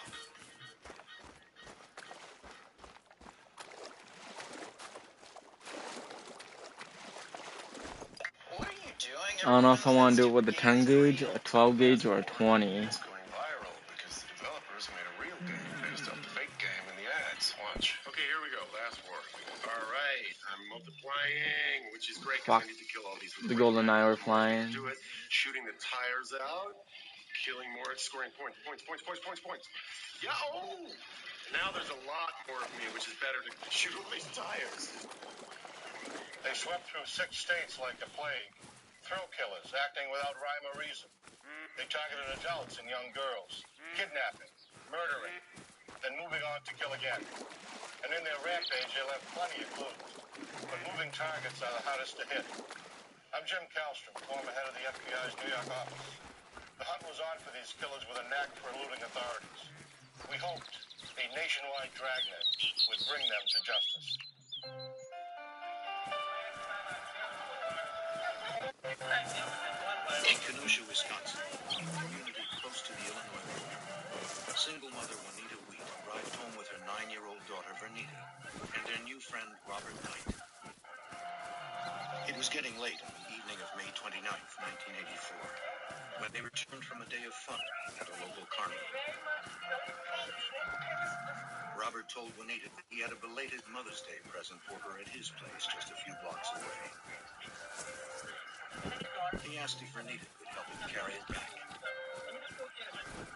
He promised it would only take an hour.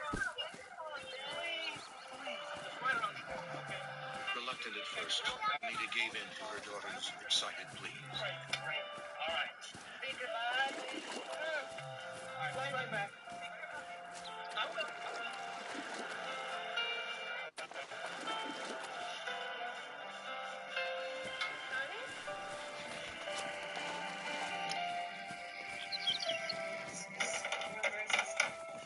As it approached midnight, Robert and Vernita had not yet returned. Juanita was anxious about leaving her apartment to look for her daughter. If Vernita arrived to an empty home, the young girl might panic. But the worry became too great. Juanita decided to go and find her daughter.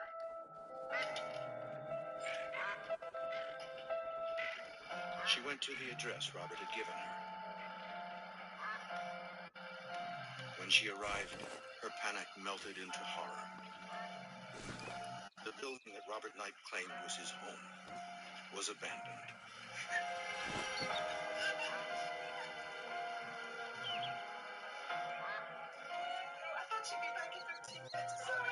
Not knowing where else to turn, Juanita went to her friend Ellen Reeves for help. Concerned for the safety of her friend's daughter, Ellen insisted it was time to contact the police.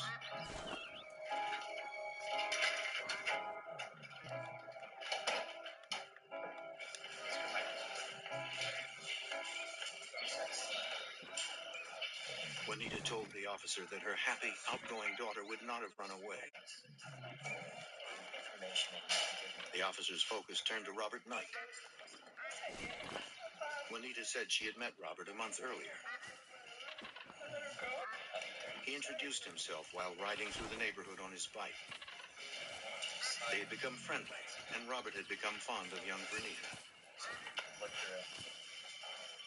The police didn't have a Robert Knight on record. The officer asked Juanita to check mugshots for anyone who might look like him. Juanita scanned 2 books of photos.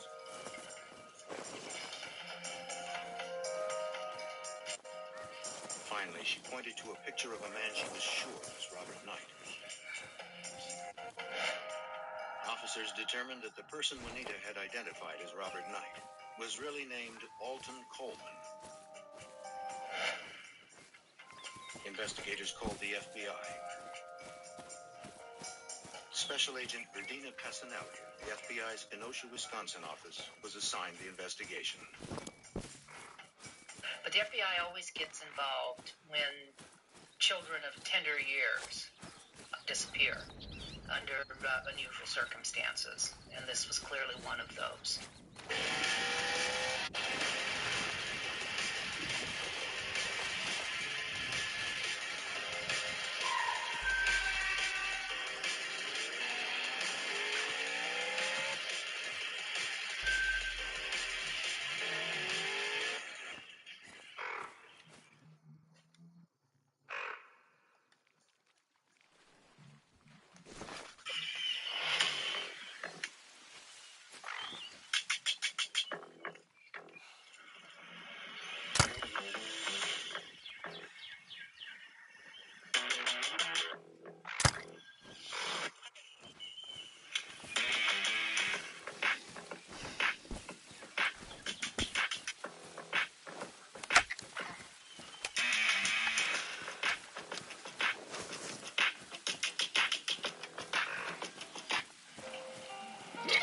Investigators wasted no time in obtaining a search warrant for Coleman's last known address.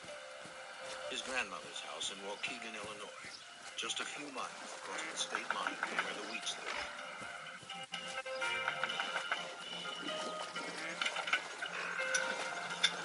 A young woman answered the door.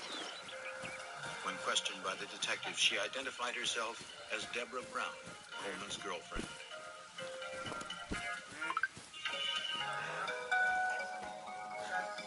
At first, Brown was reluctant to answer any questions about Coleman and his whereabouts. She said she had been living at the residence for a year, providing home care for Coleman's nearly blind grandmother.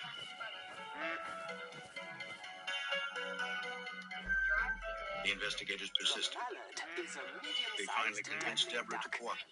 Sitting in tall grass and using a collar is a good She way to told them that attract them. Coleman had been gone all night, but came home alone at about 8 o'clock in the morning.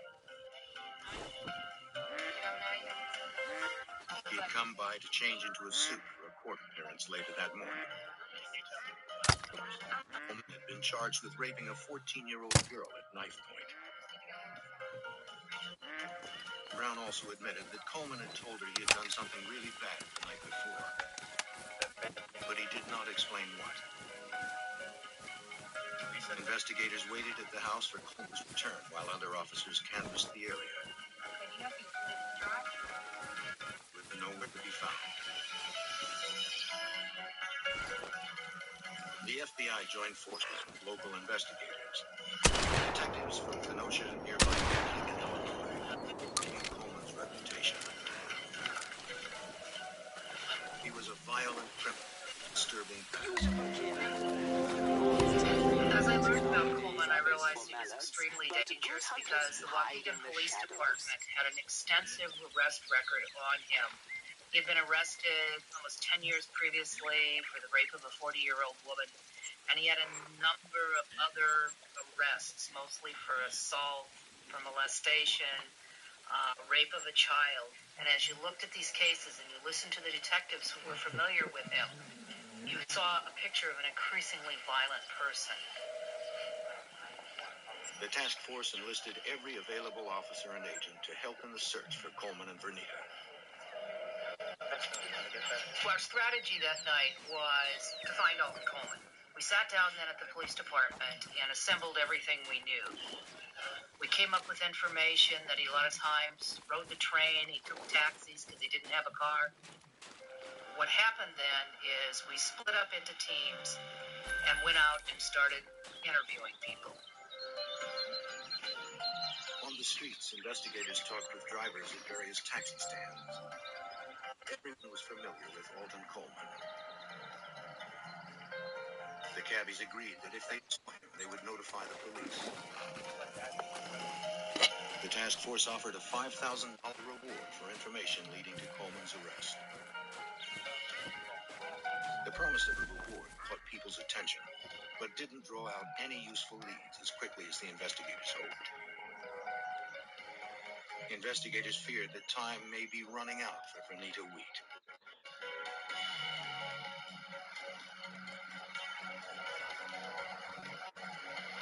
On May 31st, 2 days into the investigation, a cab driver in Waukegan who knew Coleman from the neighborhood called in to report he was picking Coleman up.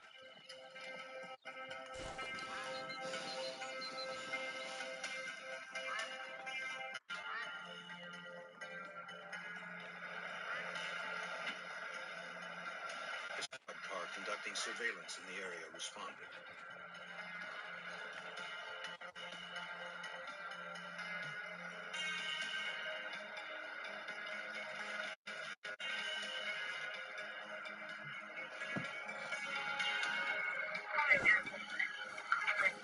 Coleman was dropped off at his sister Terry's place.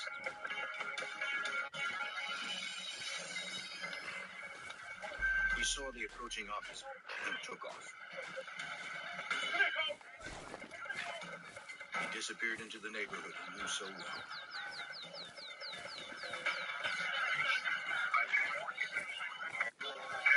The investigation was only 2 days old, and their suspect was within their grasp.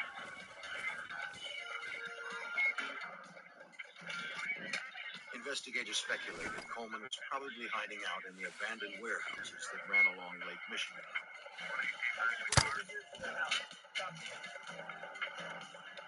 Hoping that Coleman might respond to his sister's voice, the detective summoned her.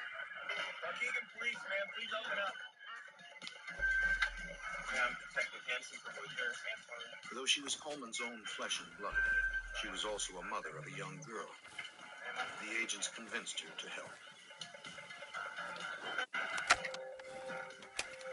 Talking to her brother through a bullhorn, she pleaded with him to turn himself in.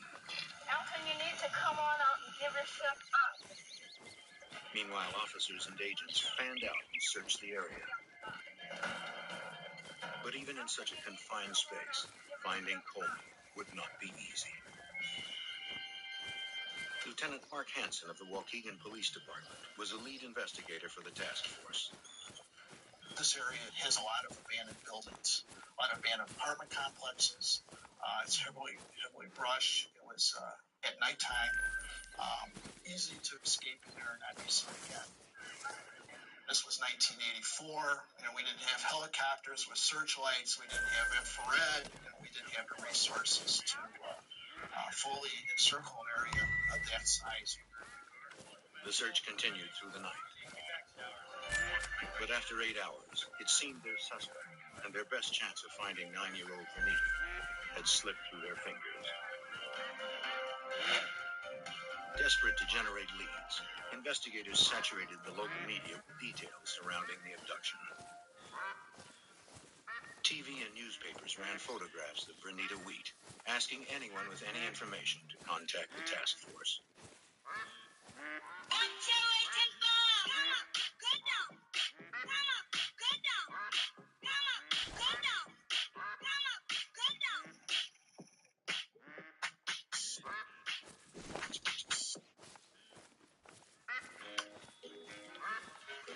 Every parent knows when it's time to go into protect mode. Kill 99.9% of bacteria when you add Lysol laundry sanitizer to your laundry routine. The news spread quickly. Investigators were flooded with sightings of Coleman from the public. Most were dead ends. But one cab driver who saw Vernita's picture on the news contacted the task force. He remembered picking up Coleman and the little girl on the night of her disappearance. He had assumed they were father and daughter. The cab driver dropped them off around midnight near a scrapyard in the industrial section of Waukegan. Where did you take him? Investigators approached the night manager at the scrapyard. Yeah. Hi. Sir, I'm Detective Hanson, Waukegan Police in my car. Agent Showers. He told them that he had in fact seen a man with a young girl the night in question.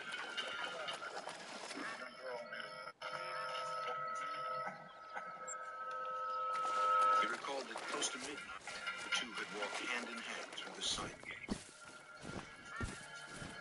He couldn't really see the man's face, but he did notice that the man had an unusual rolling gait to his walk, a feature that acquaintances of Coleman had described.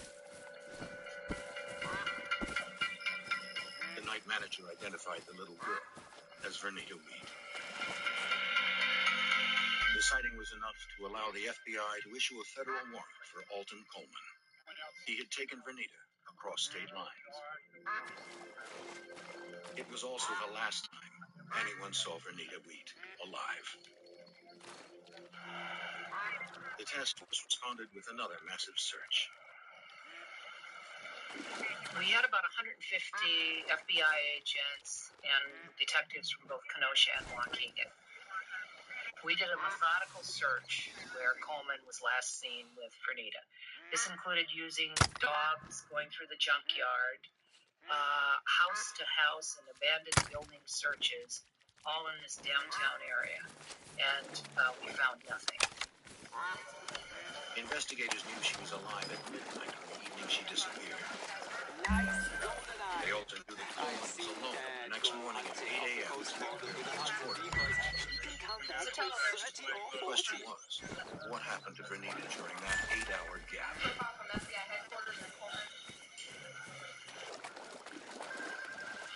FBI Special Agent Jeff Showers was on the task force. He struggled to fit the pieces together. How far is he going to travel with this girl? The girl may not even be in Waukegan. She may be in another town. But we knew that the longer that we waited, it was getting dimmer and dimmer. Coleman and Vernita seemed to have vanished. On the night of June 19th, 3 weeks after Vernita's disappearance, investigators received a call from a man in Waukegan who was looking through an abandoned building for scrap metal to sell. On the second floor of the wrecked apartments, he made a horrifying discovery. The body of a child lay on the bathroom floor. Alton Coleman, the FBI's prime suspect in the abduction of 9-year-old Vernita Weed from her home in Kenosha, Wisconsin, remained at large. As the hunt for Coleman intensified, a man scouring for scrap metal in an abandoned building in Waukegan, Illinois, came across the lifeless body of a young girl. The forensic team arrived at the building. Beneath a blanket, wrapped in a man's corduroy jacket, the investigators found the young girl. Her hands, feet, and neck were bound by a television cable. She was too badly decomposed to confirm her identity. But Special Agent Jeff Showers believed we had found the body of Vernita Weed. The clothing matched the description that we had from the mother. She was still wearing the barrettes in her hair that matched what her mother had described her as being last known to be wearing. She was wearing the green nylon jacket.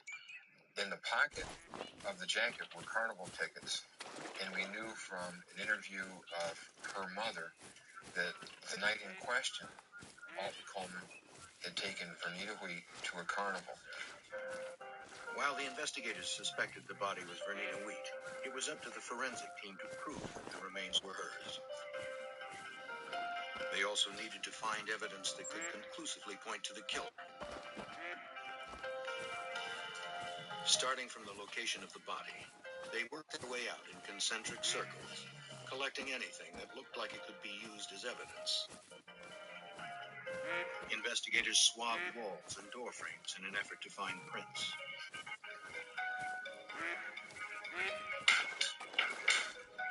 Figuring whoever moved the body into the room had to come in contact with the door. They removed it from its hinges and sent it to the FBI labs in Washington, D.C. Under the lab's microscopes, FBI examiners discerned a thumbprint on the door. Comparison to samples they had on file were conclusive. The thumbprint came from Alton Coleman.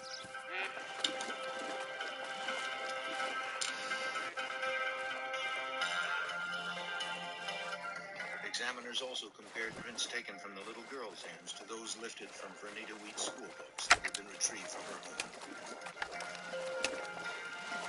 That comparison was also positive. The search for Vernita was over. Investigators now had enough evidence to issue another warrant for Alton Coleman. This time, it was for the murder of Vernita Wheat. We knew then that Alton Coleman was responsible for the death of this child. And now we've got not only a kidnapper, but we also have someone who's committed murder. No, but while at the autopsy to determine Vernita Wheat's exact cause of death, a television news broadcast caught the attention of Agent Showers and Detective Hanson. Derek, what happened? The first news that a little girl had been found murdered in Gary, Indiana. Agent Showers, I think, immediately thought there could be some connection to Coleman. Once that happens... The report also mentioned something that investigators found disturbing. Let's see if they come back and land. And the second suspect was described as being a black female. Investigators immediately suspected Coleman's girlfriend, Deborah Brown, who had not been seen in weeks. If investigators were right, Alton Coleman and Deborah Brown had traveled 90 miles from their hometown neighborhood. They were on the move, and they were leaving bodies along their way.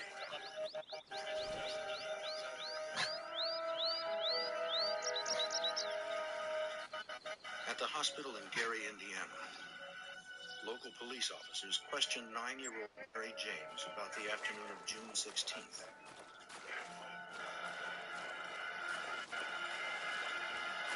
Mary told the officers that she and 7-year-old Janice Clay were walking to the store.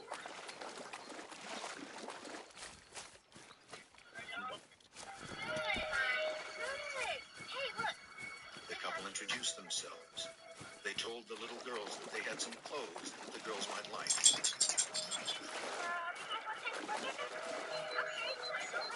To retrieve the clothes, Mary and Janice followed the couple into the woods.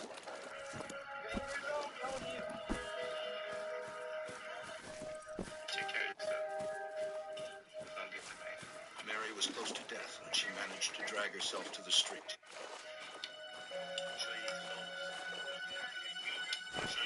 She was able to identify Coleman, but could not identify Brown from photographs sent by the FBI. However, the girl's description matched Brown exactly.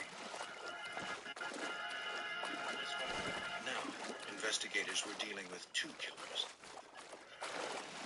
We had looked at Deborah Brown up until that point in time as a witness because she had cooperated with us in Waukegan. She had told us about Alton, telling her that he had done something wrong. She showed us the clothes that he had been wearing the night he had come back, when he'd been out all night, when he came back in the morning. So we had looked at her as a witness. We now knew from the investigation and Gary that she was likely assisting him. Investigators struggled to figure out some way to predict Coleman and Brown's next move. Both murders occurred in largely black communities where the two could easily blend in.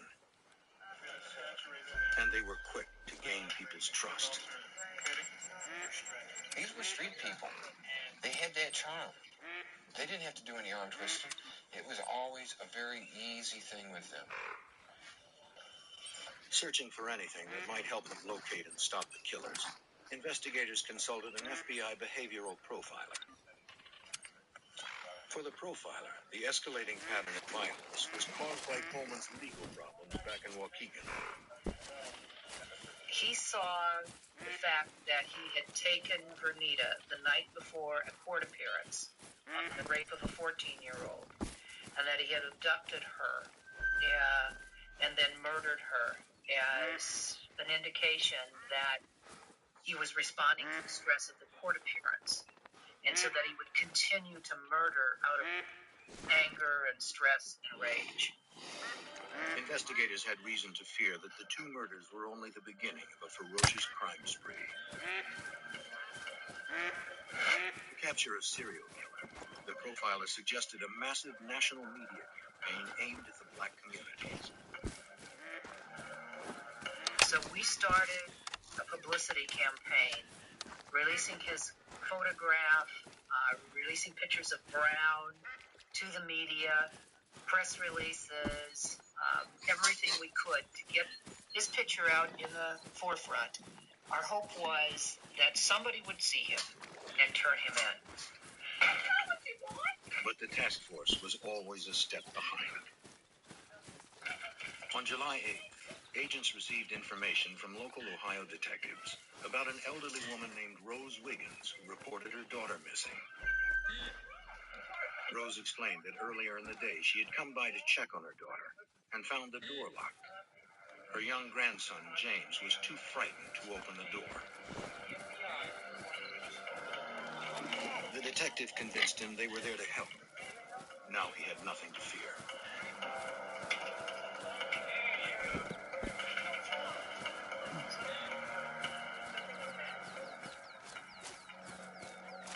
Officers immediately started to search the house for the boy's missing mother. While looking, they found 3-year-old Johnny, afraid like his older brother.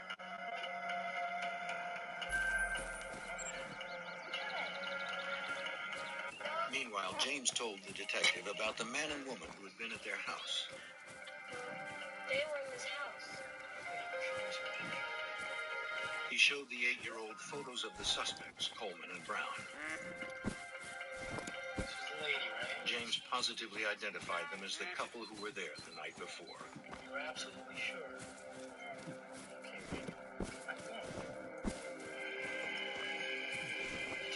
Searching the house for the boy's mother, the police found blood smeared throughout the kitchen.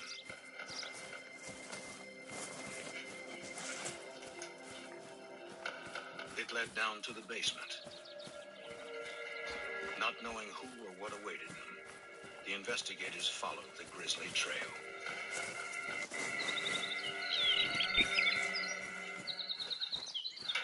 In Ohio, police responding to a missing persons call made an alarming discovery. The young son of the missing mother had identified fugitives Coleman and Brown as having been in their home. Blood stained the walls. They proceeded cautiously, not knowing if their suspects could still be lurking in the darkened basement.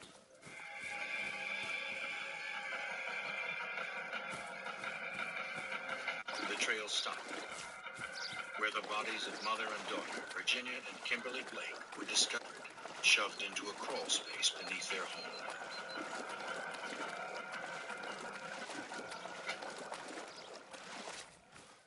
Coleman and Brown, we didn't know where they were, and the violence connected with the murders and the crime scenes was beginning to intensify. The officers continued their search, still believing their suspects could be somewhere in the family's home. But they seemed to have slipped away, leaving behind unmistakable evidence. Clippings of jerry-curled hair. James recounted for investigators that his mother, Virginia, had met Coleman and Brown earlier in the day. What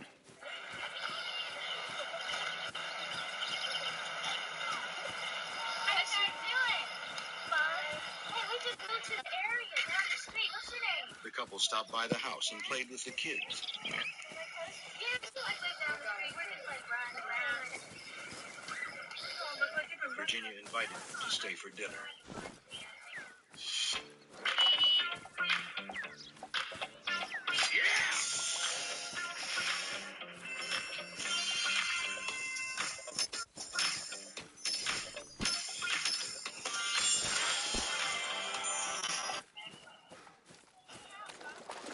It was just like any other summer evening in the neighborhood. Virginia cooked while the kids hung around and chatted with their new friends. Are you gonna go into Rick? 8-year-old James saw Coleman take a knife from the counter and slip it into his back pocket. Six on, guys. 6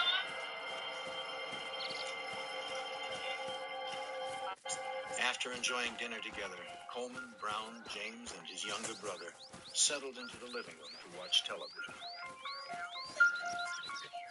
At the top of the evening news, the story of a pair of killers on the loose flashed across the screen. Coleman immediately turned off the television and shuffled the boys off to bed. Have a good night. While Kimberly and Virginia washed the dishes.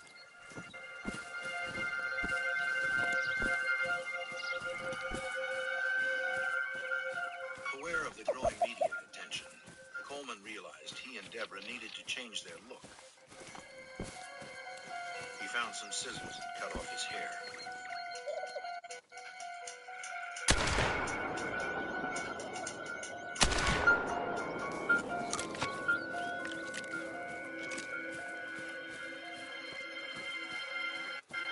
That hit. Coleman, with Brown at his side, approached the little girl and her mother. Just upstairs, James and Johnny were asleep.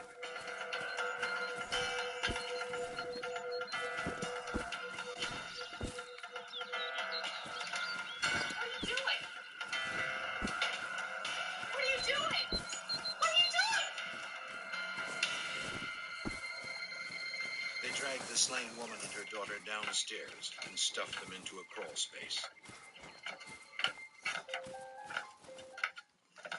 The pressure was mounting. It was becoming increasingly stressful because here we were for the 4th time catching up with him when we found more bodies.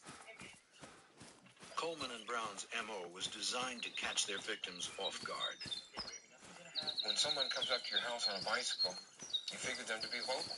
If they're walking, you may be a little bit suspicious. But if they're riding a bike, they're from the neighborhood. Your guard is automatically down. News of the murdered mother and daughter horrified the community. The savage nature of the killings caused the FBI to add an 11th position on their 10 most wanted fugitives list. It was a rare occurrence.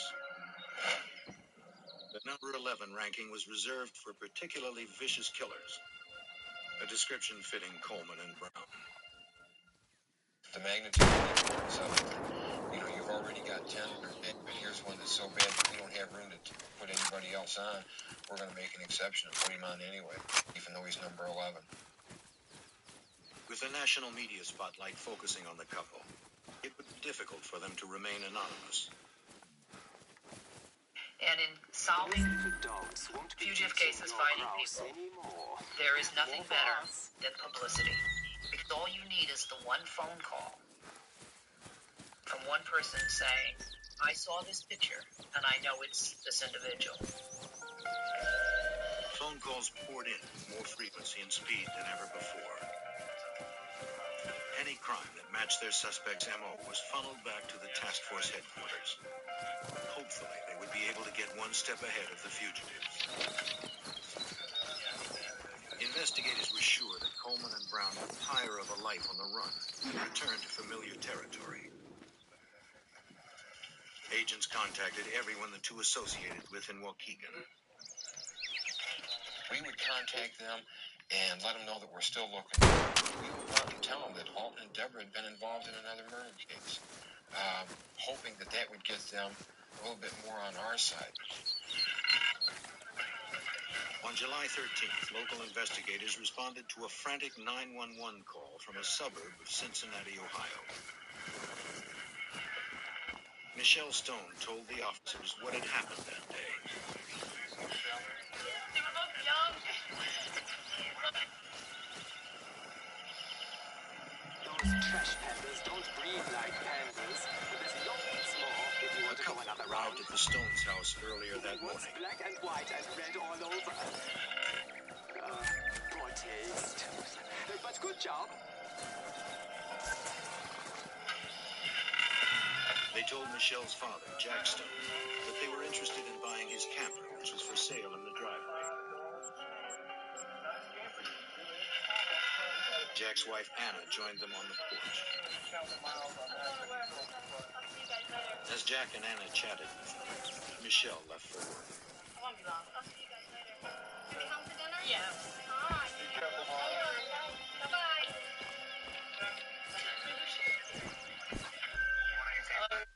I didn't really see you. And we got the shotgun though. Yes! Alright. Well, that is a lot of bullets. But there's a boss coming in. We need more troops. We got 10 more. Okay, this boss is cooked. What you saw right there is the real game. And not like those other fake ads. The developers of Last War Survival have had enough of those fake ads and decided to turn it into a game. So I dare you to try it out. And if it's not exactly like the gameplay you see below, then you can come back and diddy me in the comments all you want. Tap on your screen to play Last War Survival.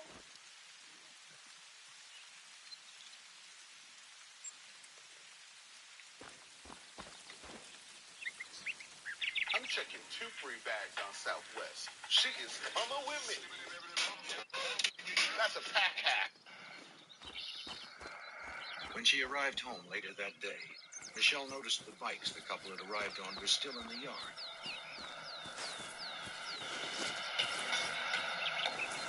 And her father's car was missing.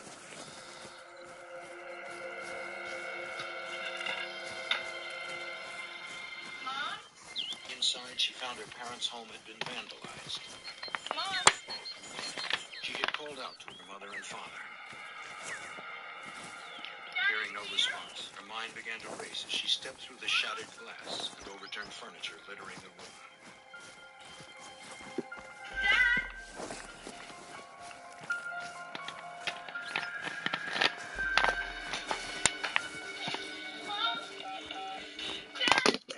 As she called 911, Michelle could hear a weak voice calling out from another room. Next to the basement door, she noticed a bloody palm print.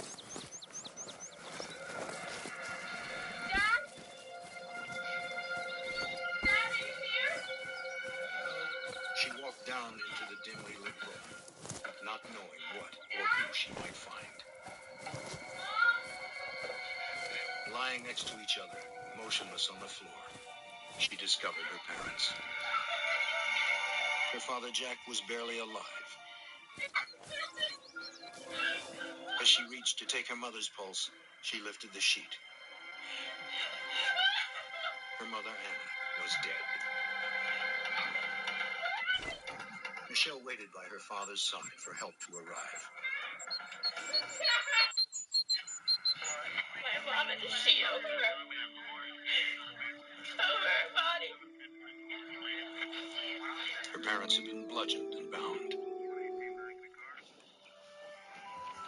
Michelle's description of the couple that had stopped by her parents' house earlier that day matched the fugitives, Coleman and Brown.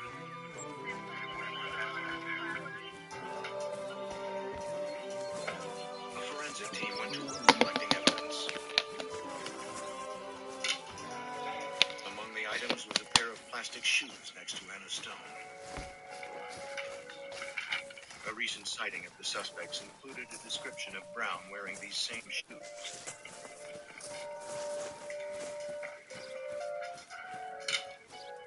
Crime scene technicians also retrieved other bloodied tools found around the body.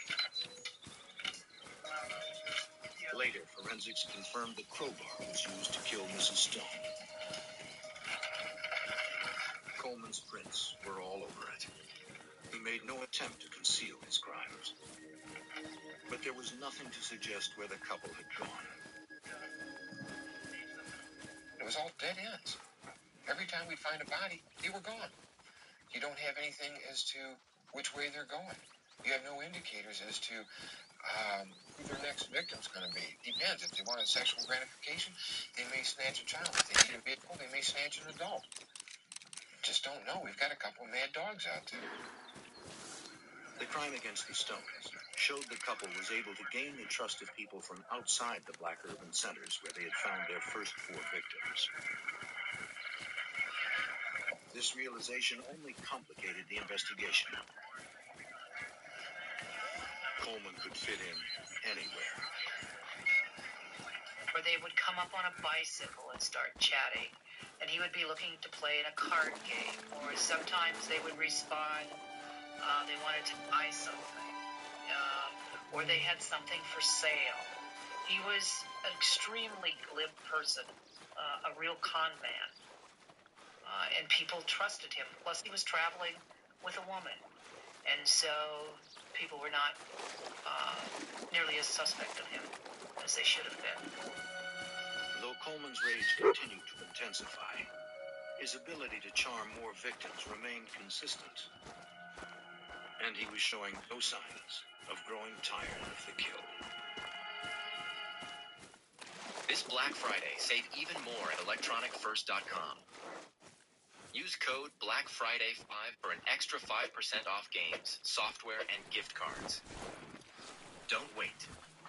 electronicfirst.com. Pay less. A month and a half had passed since Alton Coleman and Deborah Brown embarked on a killing spree that had left 5 victims dead. In Cincinnati, Coleman bludgeoned a husband and wife, leaving the wife dead and the husband barely clinging to life. Their car was missing. NAPB was immediately put out on the vehicle.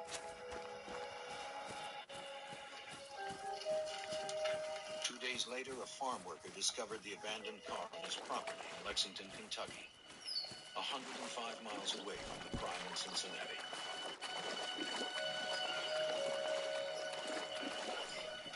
In less than 2 days, the fugitives had traveled hundreds of miles across 2 states. The FBI media blitz was leaving them with few places to hide. But the couple appeared to be heading further away from their home in Illinois, not closer, as investigators had hoped.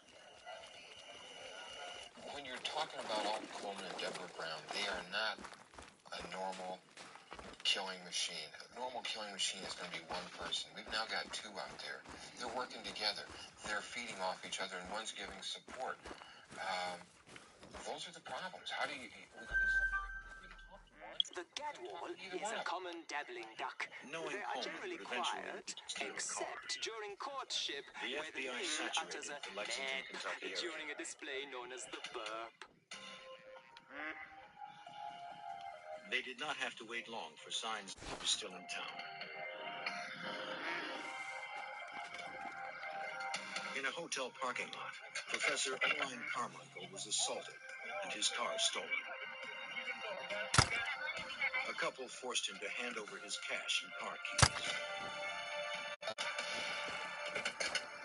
Just take out both Gadwalds. Leaving the professor wounded but still alive, they sped away.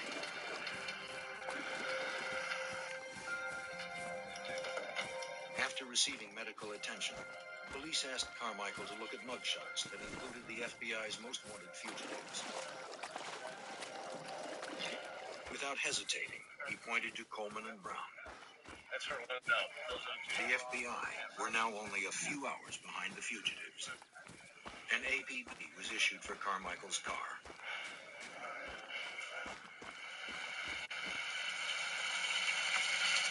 In a matter of hours, they received a response. It came from police in an Ohio town close to the Kentucky border. The professor's car was found, abandoned behind some vacant buildings. Coleman and Brown, however, were nowhere in sight. For the experienced agents, finding the car in Ohio meant Coleman and Brown were probably on their way home. Gut instinct is going to tell you that he's going to come back home.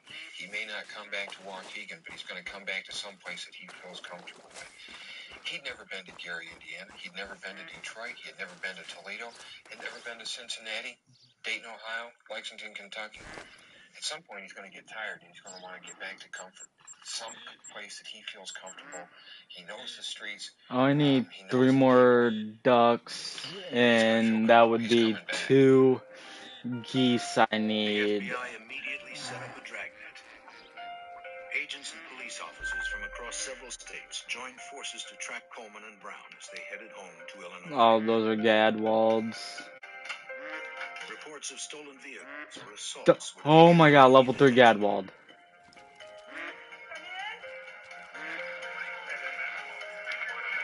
An officer in Dayton, Ohio, responded to a report involving an assault and a stolen car. Oh my god, level 3 Gadwald. The call came from an elderly couple, Reverend and Mrs. Gay.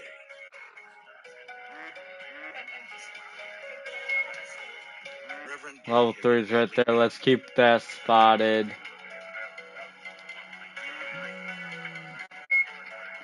Because he's gonna land, and he's gonna land soon, so. broke into their house. After beating them, the attackers demanded the keys to their stationery. According to the description, the attackers were Coleman and Brown. New leads were coming in at a furious pace. Coleman and Brown were still just out of reach.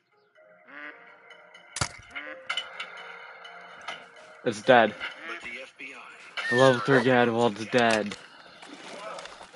The day after the attack in Ohio, detectives involved in the FBI's dragnet discovered Is that Diamond Gadwald? On release day? It belonged to Reverend Gay. On a distant world. Hey, level 3 Diamond Gadwald on release day.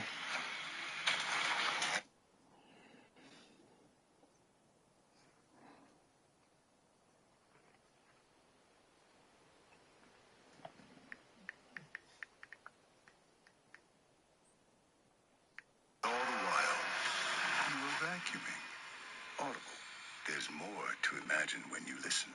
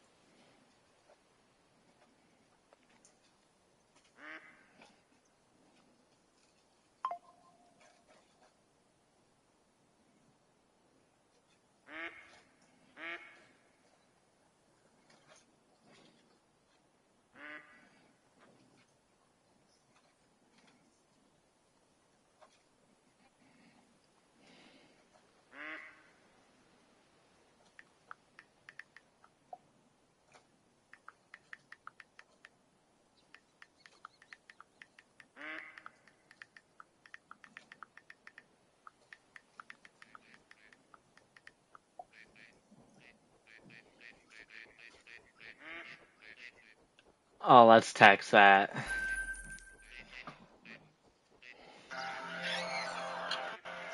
Later in the day, some road crew workers on the edge of Interstate 65 outside of Zionsville, Indiana, made a gruesome discovery. It was the body of an elderly man who had been reported missing from his home. He was found on his 77th birthday. Evidence left at the scene was unmistakable. Coleman and Brown claimed another life. God damn it.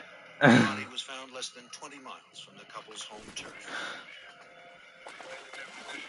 The country's most wanted fugitives had come home. We'll take that Gadwald right there. The FBI was waiting for them. What kind of ducks are those? For 7 weeks, Coleman and Brown assaulted and killed victims in 6 different states. More gaddies. Scores of local officers and agents organized a dragnet to trap them as they headed back home to Illinois.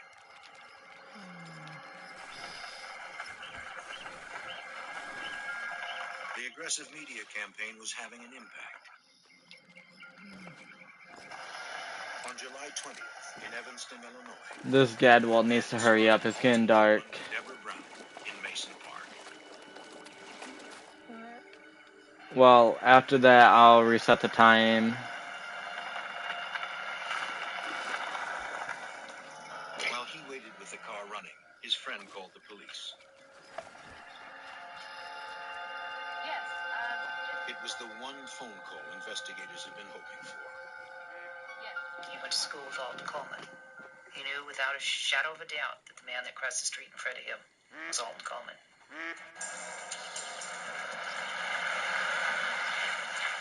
Evanston police responded.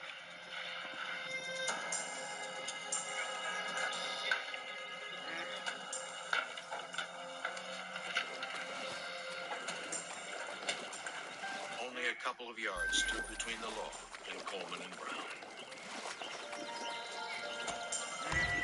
With surprising ease, they were able to corner Coleman. He insisted they had the wrong man. A second pair of officers surrounded Brown. When asked, she gave a different pair of names for herself and Coleman. What's your name? Trina Williams. Having found a knife and a false identification, the officers brought Alton Coleman to the police station. More other units be advised when you pick up the female, she might have a weapon in her purse. Make sure you check it. 10-0. A search of Brown's handbag uncovered a .38 caliber pistol. 523-607. Get us over here. We got The weapon was all they needed to handcuff her and take her in. Anything we need to know about? No. Two of the FBI's most wanted were apprehended without incident. After nearly 2 months, the violent rampage was over.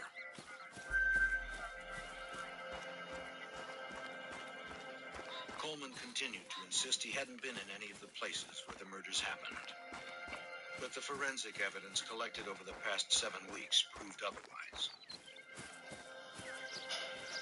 Alton Coleman was charged with the federal crime of kidnapping Vernita Wheat, followed by murder charges in 3 other states. Deborah Brown was also charged for her role in the murders.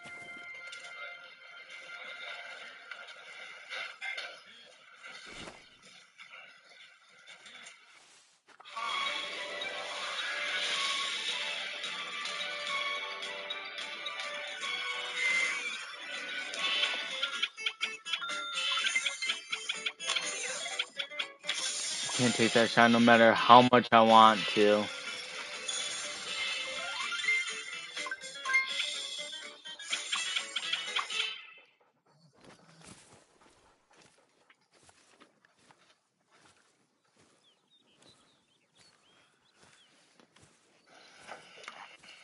As investigators from the task force looked on, a strip search uncovered a bloody steak knife.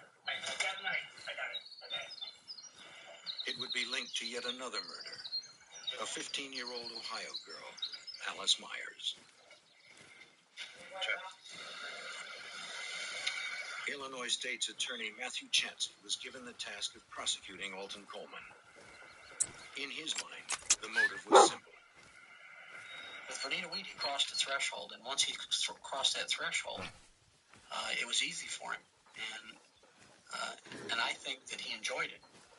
And it wasn't just easy anymore; it was something he liked. He liked doing, and so he looked for every opportunity he could to repeat that. Together, Coleman and Brown had stolen 7 lives. 3 states sought to take theirs. Brown stood trial separately. She was sentenced to life in prison.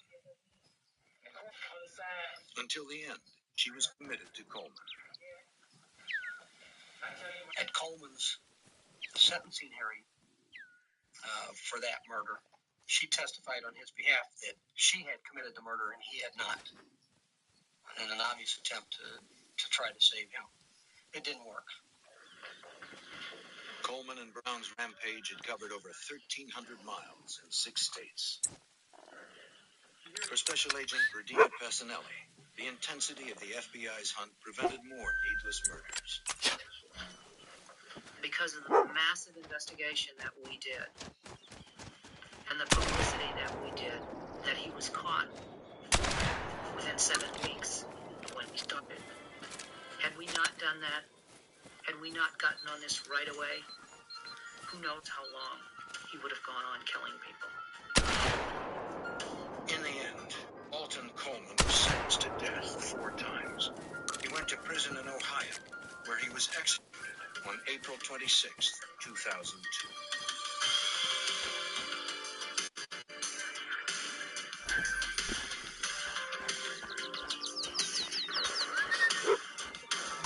Hey, the dog did his job, but it went for the wrong bird.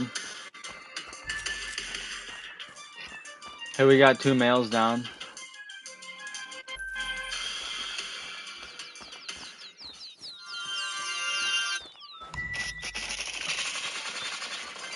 That's 2 towards the great one,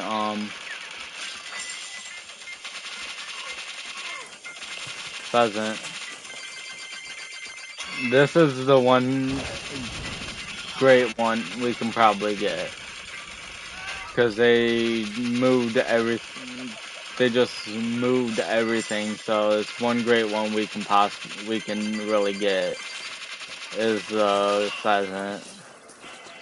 Something that doesn't take time, like something that doesn't need tripod stands. You have to be a certain distance away from. You just sneak and use your dog in.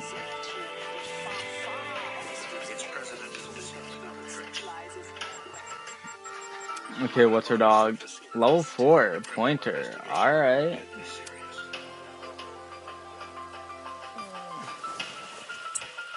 Federal agents descended upon a small town that found itself gripped by fear.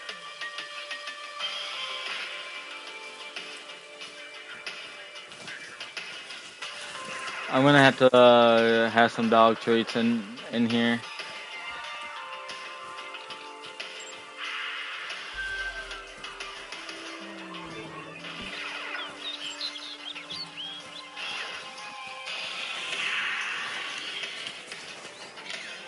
Give it to the dog so our bond goes up. Because the bond is very big, I guess. Missouri discovered their bank was robbed. They were shocked.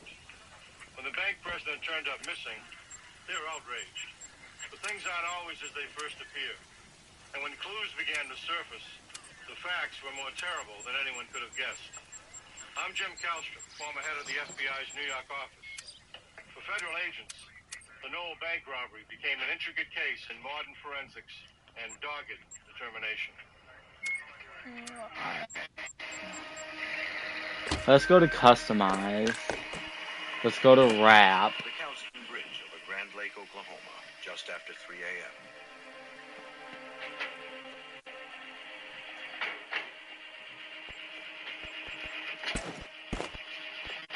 The lake is popular for fishing and boating. But on this night, it would be the scene of something far more sinister.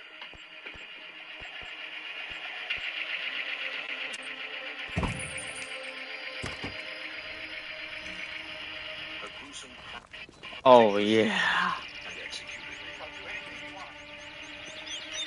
A cold-blooded murder that would shatter the tranquility of the nearby town of Knoll, Missouri.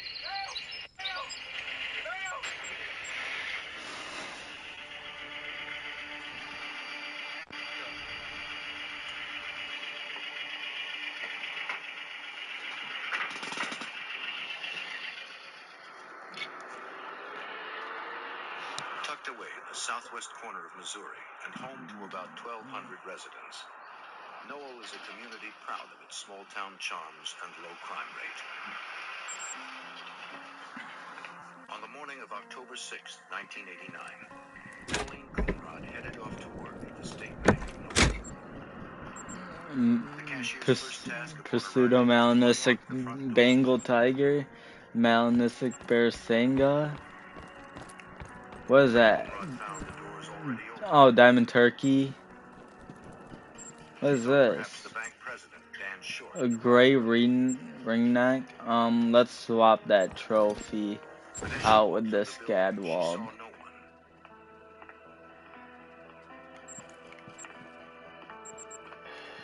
Within moments, Coonrod realized the vault had been robbed. Knoll Police, All right. Donald County, Missouri Sheriff responded to Coonrod's 911 call. The FBI was also called in since the bank was insured by the FDIC, the Federal Deposit Insurance Corporation. An agent was sent to investigate from the nearby Joplin, Missouri office. The entire scene was meticulously photographed and dusted. Diamond whitetail. The agent noticed that the security camera had been spray painted and A shot out. snow leopard. Spent casings found You got the two tones, Rusa. .45 caliber handgun. You got Dallas right here.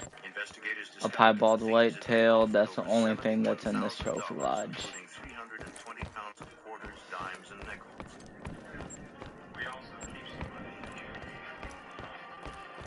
Strangely, more than $100,000. Too bad this couldn't be super rare. Bank President Dan Short was one of 4 bank employees with access to the vault and its time lock. Yet he was the only one of the 4 who hadn't arrived that morning. Questioning him became essential to the investigation. Bank Vice President Mark Allman told investigators that Short intended to work late the night before. The time lock on the vault hadn't been set the night that the robbery occurred.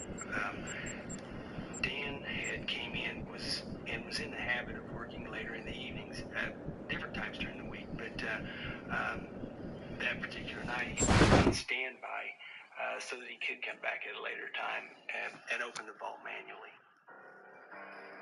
Agents wondered if Dan Short had in fact returned to the bank that evening. The sheriff drove to Short's house in Arkansas, near the Missouri border. But no one was home, and his red pickup truck was gone. Short's absence alarmed investigators. They couldn't help but wonder what role the banker played in the robbery. Within hours, word of the crime spread throughout the scandalized community. Knoll's a small town. Main industries, poultry processing plants, some small shops, local merchants. Quiet town. Tourism in the summertime with the rivers, that sort of thing. But basically just traverse small town. Crimes like this did not happen here. Your present and save 50% during the Fly Outdoor TV holiday sale. This is what dreams are made of. Give the gift of adventure and get 50% off gift cards. 50% off. Reports of the heist and the missing bank president filled Knoll news broadcasts. Investigators received many calls from the community offering help.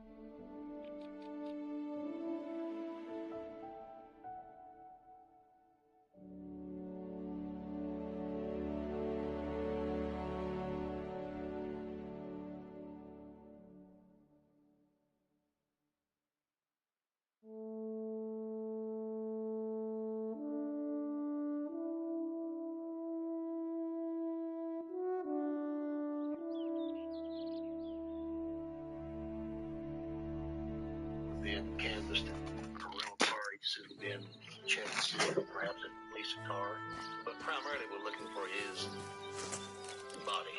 either alive or dead, in the immediate area of Knoll. With Short still missing, investigators secured a search warrant for the bank president's house, hoping to find something that would lead to his whereabouts. Stay put. Anybody home? Mr. Short. Inside, all was quiet.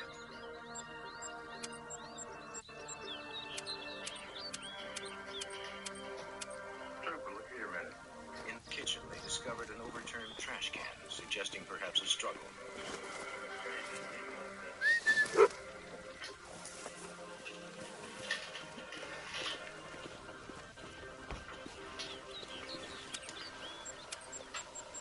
They searched every room. Hi, come here a minute.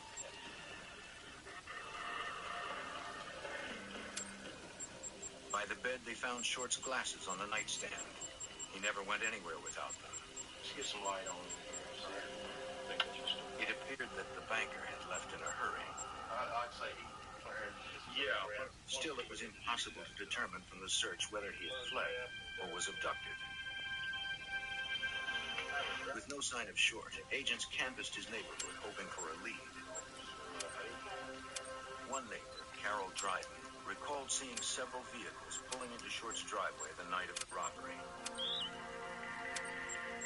Assistant U.S. Attorney Mike Jones was involved early in the investigation. According to Jones, Dryden's statement was critical. We gave to around 2 o'clock in the morning, which really gave us the first time frame.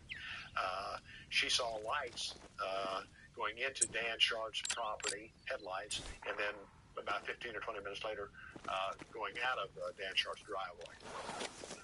The neighbor's statement didn't put the FBI any closer to finding Short. McDonald County Sheriff Don Schlesman was a lead investigator in the case and coordinated the massive search for the banker in the area surrounding Knoll. We set up a command post on the west side of Knoll. The groups were split up, giving roads to walk down. Highway Patrol had their helicopter down. We had airplanes. Just mainly did a search from the air and ground. Beginning from the location where Short's truck was found, search teams proceeded outwards in concentric circles, hoping to find a trace of Short in the immediate vicinity. 5 days after the crime, there was still no trace of the bank president. As the hunt expanded, Farley and 22 agents from the Kansas City office formed a task force with local law enforcement. To house the large number of personnel, the FBI set up headquarters at the local armory. While they unpacked, leads came pouring in from concerned residents. One tip came from local truck driver Buddy Mills. Having heard about the heist, Mills told an agent about what he saw on a road in Knoll the morning of the robbery. 3 a.m. this morning. Returning home from work at about 3 a.m., he encountered 3 vehicles leaving town. One truck matched the description of Short's red pickup. He headed off with a 2-tone van. The other dark-colored truck followed Mills for a while, until it turned down a road toward neighboring Arkansas. This information jived with Carol Dryden's recollection of the traffic outside of Short's house at 2 a.m. Mills' account reinforced the time frame for the crime. Farley met with the bank president's ex-wife, Joyce, who had been married to Short for 25 years. Although they had recently separated, Joyce stressed he was a loving father to their 2 children. Having worked closely with him at the bank for several years, she never witnessed any impropriety. Yet Short was the FBI's only suspect right now, and after several days of searching, he was still missing.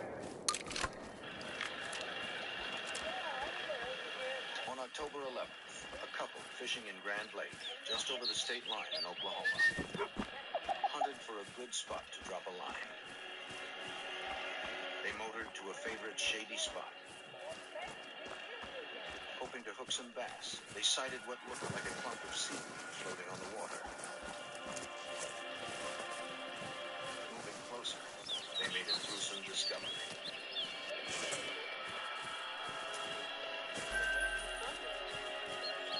Just under the surface, they saw the head and arms of a submerged body.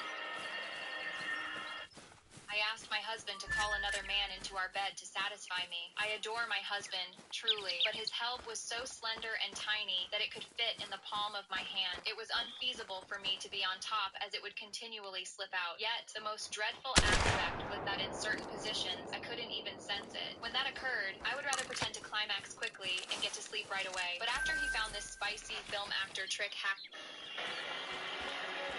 5 days after the robbery of the State Bank of Knoll, Missouri, a dead body surfaced. 2 employees of the marina towed it to a dock. The body was badly decomposed, but the coroner determined that the man had been dead for 5 days. Immediately after death, bacteria begin to break down the soft tissues of the organs, releasing gaseous compounds. After a few days, the gas fills the corpse and can lift the submerged body to the surface.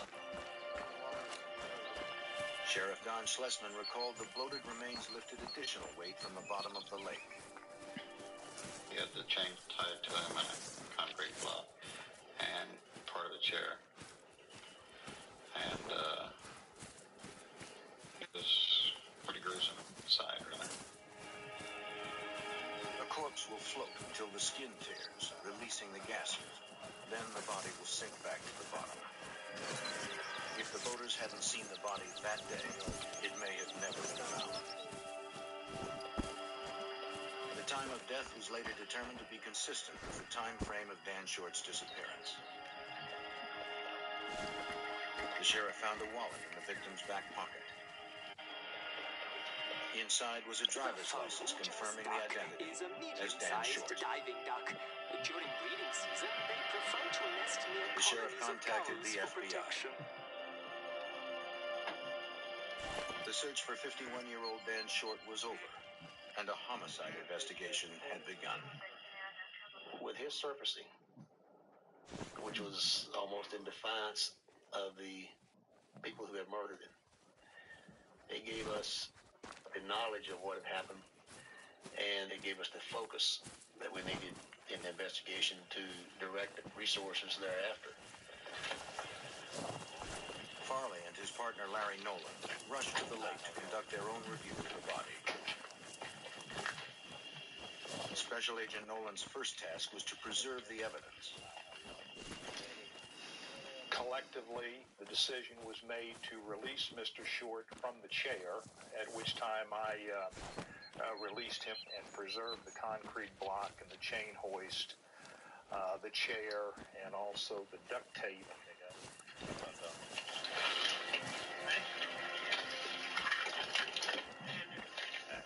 With Short's corpse freed from his death trap, the coroner removed the body. The medical examiner determined the probable cause of death was drowning. The chair with the block, chain hoist, and duct tape were examined and photographed by investigators before being sent to the FBI lab in Washington, D.C. Hello? Hello? What are you doing? Hello? Nothing, why? For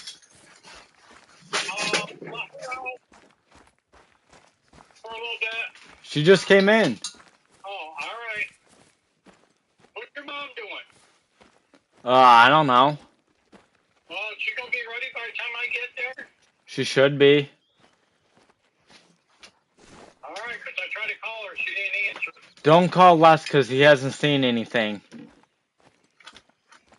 He was going in there seeing. Yeah, I know. I got a picture of him. I already talked to Les today.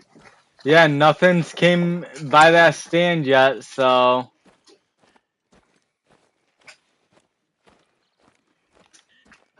right, just let her know. They know I'm running ahead of schedule, so. Alright, I can let her know that. All right, bye. Alright, bye.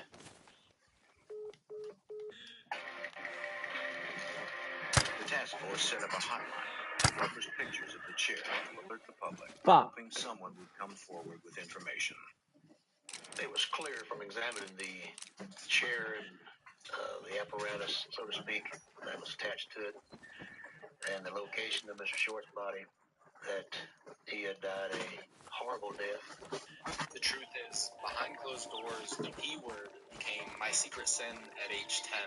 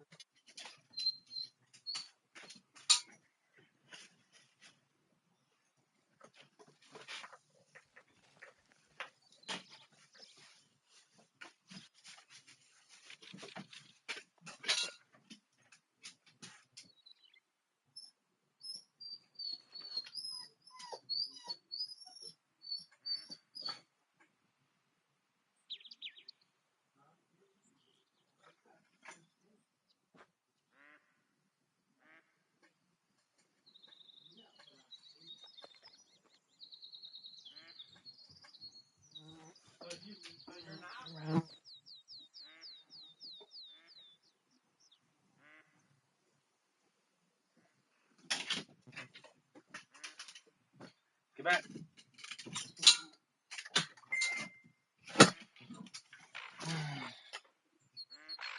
All indications are that he was conscious when he was dropped from the bridge, some 30 feet to the water.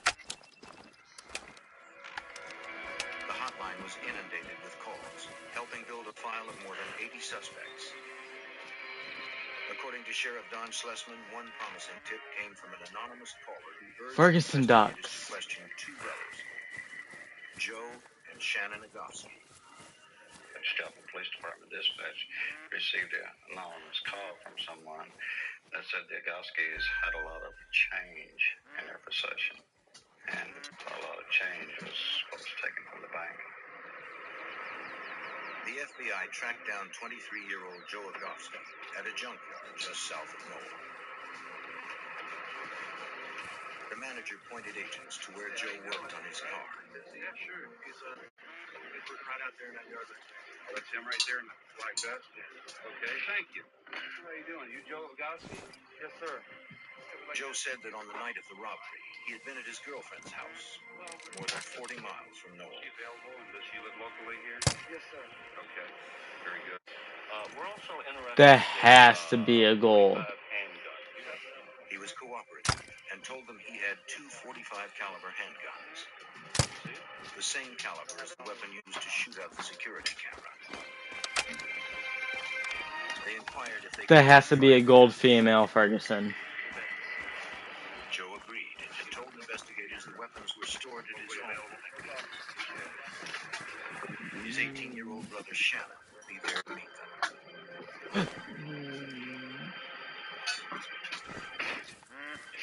When the agents arrived, Shannon Agofsky showed them where the guns were kept. Shannon told investigators that on the night of the murder, he was at his mother's That did not house hit, did it? at the time of the crime. Fucking hit him, bro. After firing both guns, agents sent the shell casings to the FBI lab. Examiners there would later determine that they did not match those found at the bank. To lead Agent Farley, it was a dead end. Both expressed their willingness to help the investigation if they could. Both had They're out of render, so yeah, that is a gold female Ferguson duck. That is cool. or ferruginous.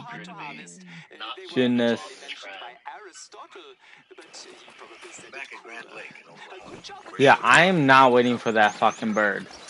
Resident Rowdy Foreman was out fishing with his son and daughter. No, now we need Eurasian teal and the Eurasian widgeon, which I have found them back over in here.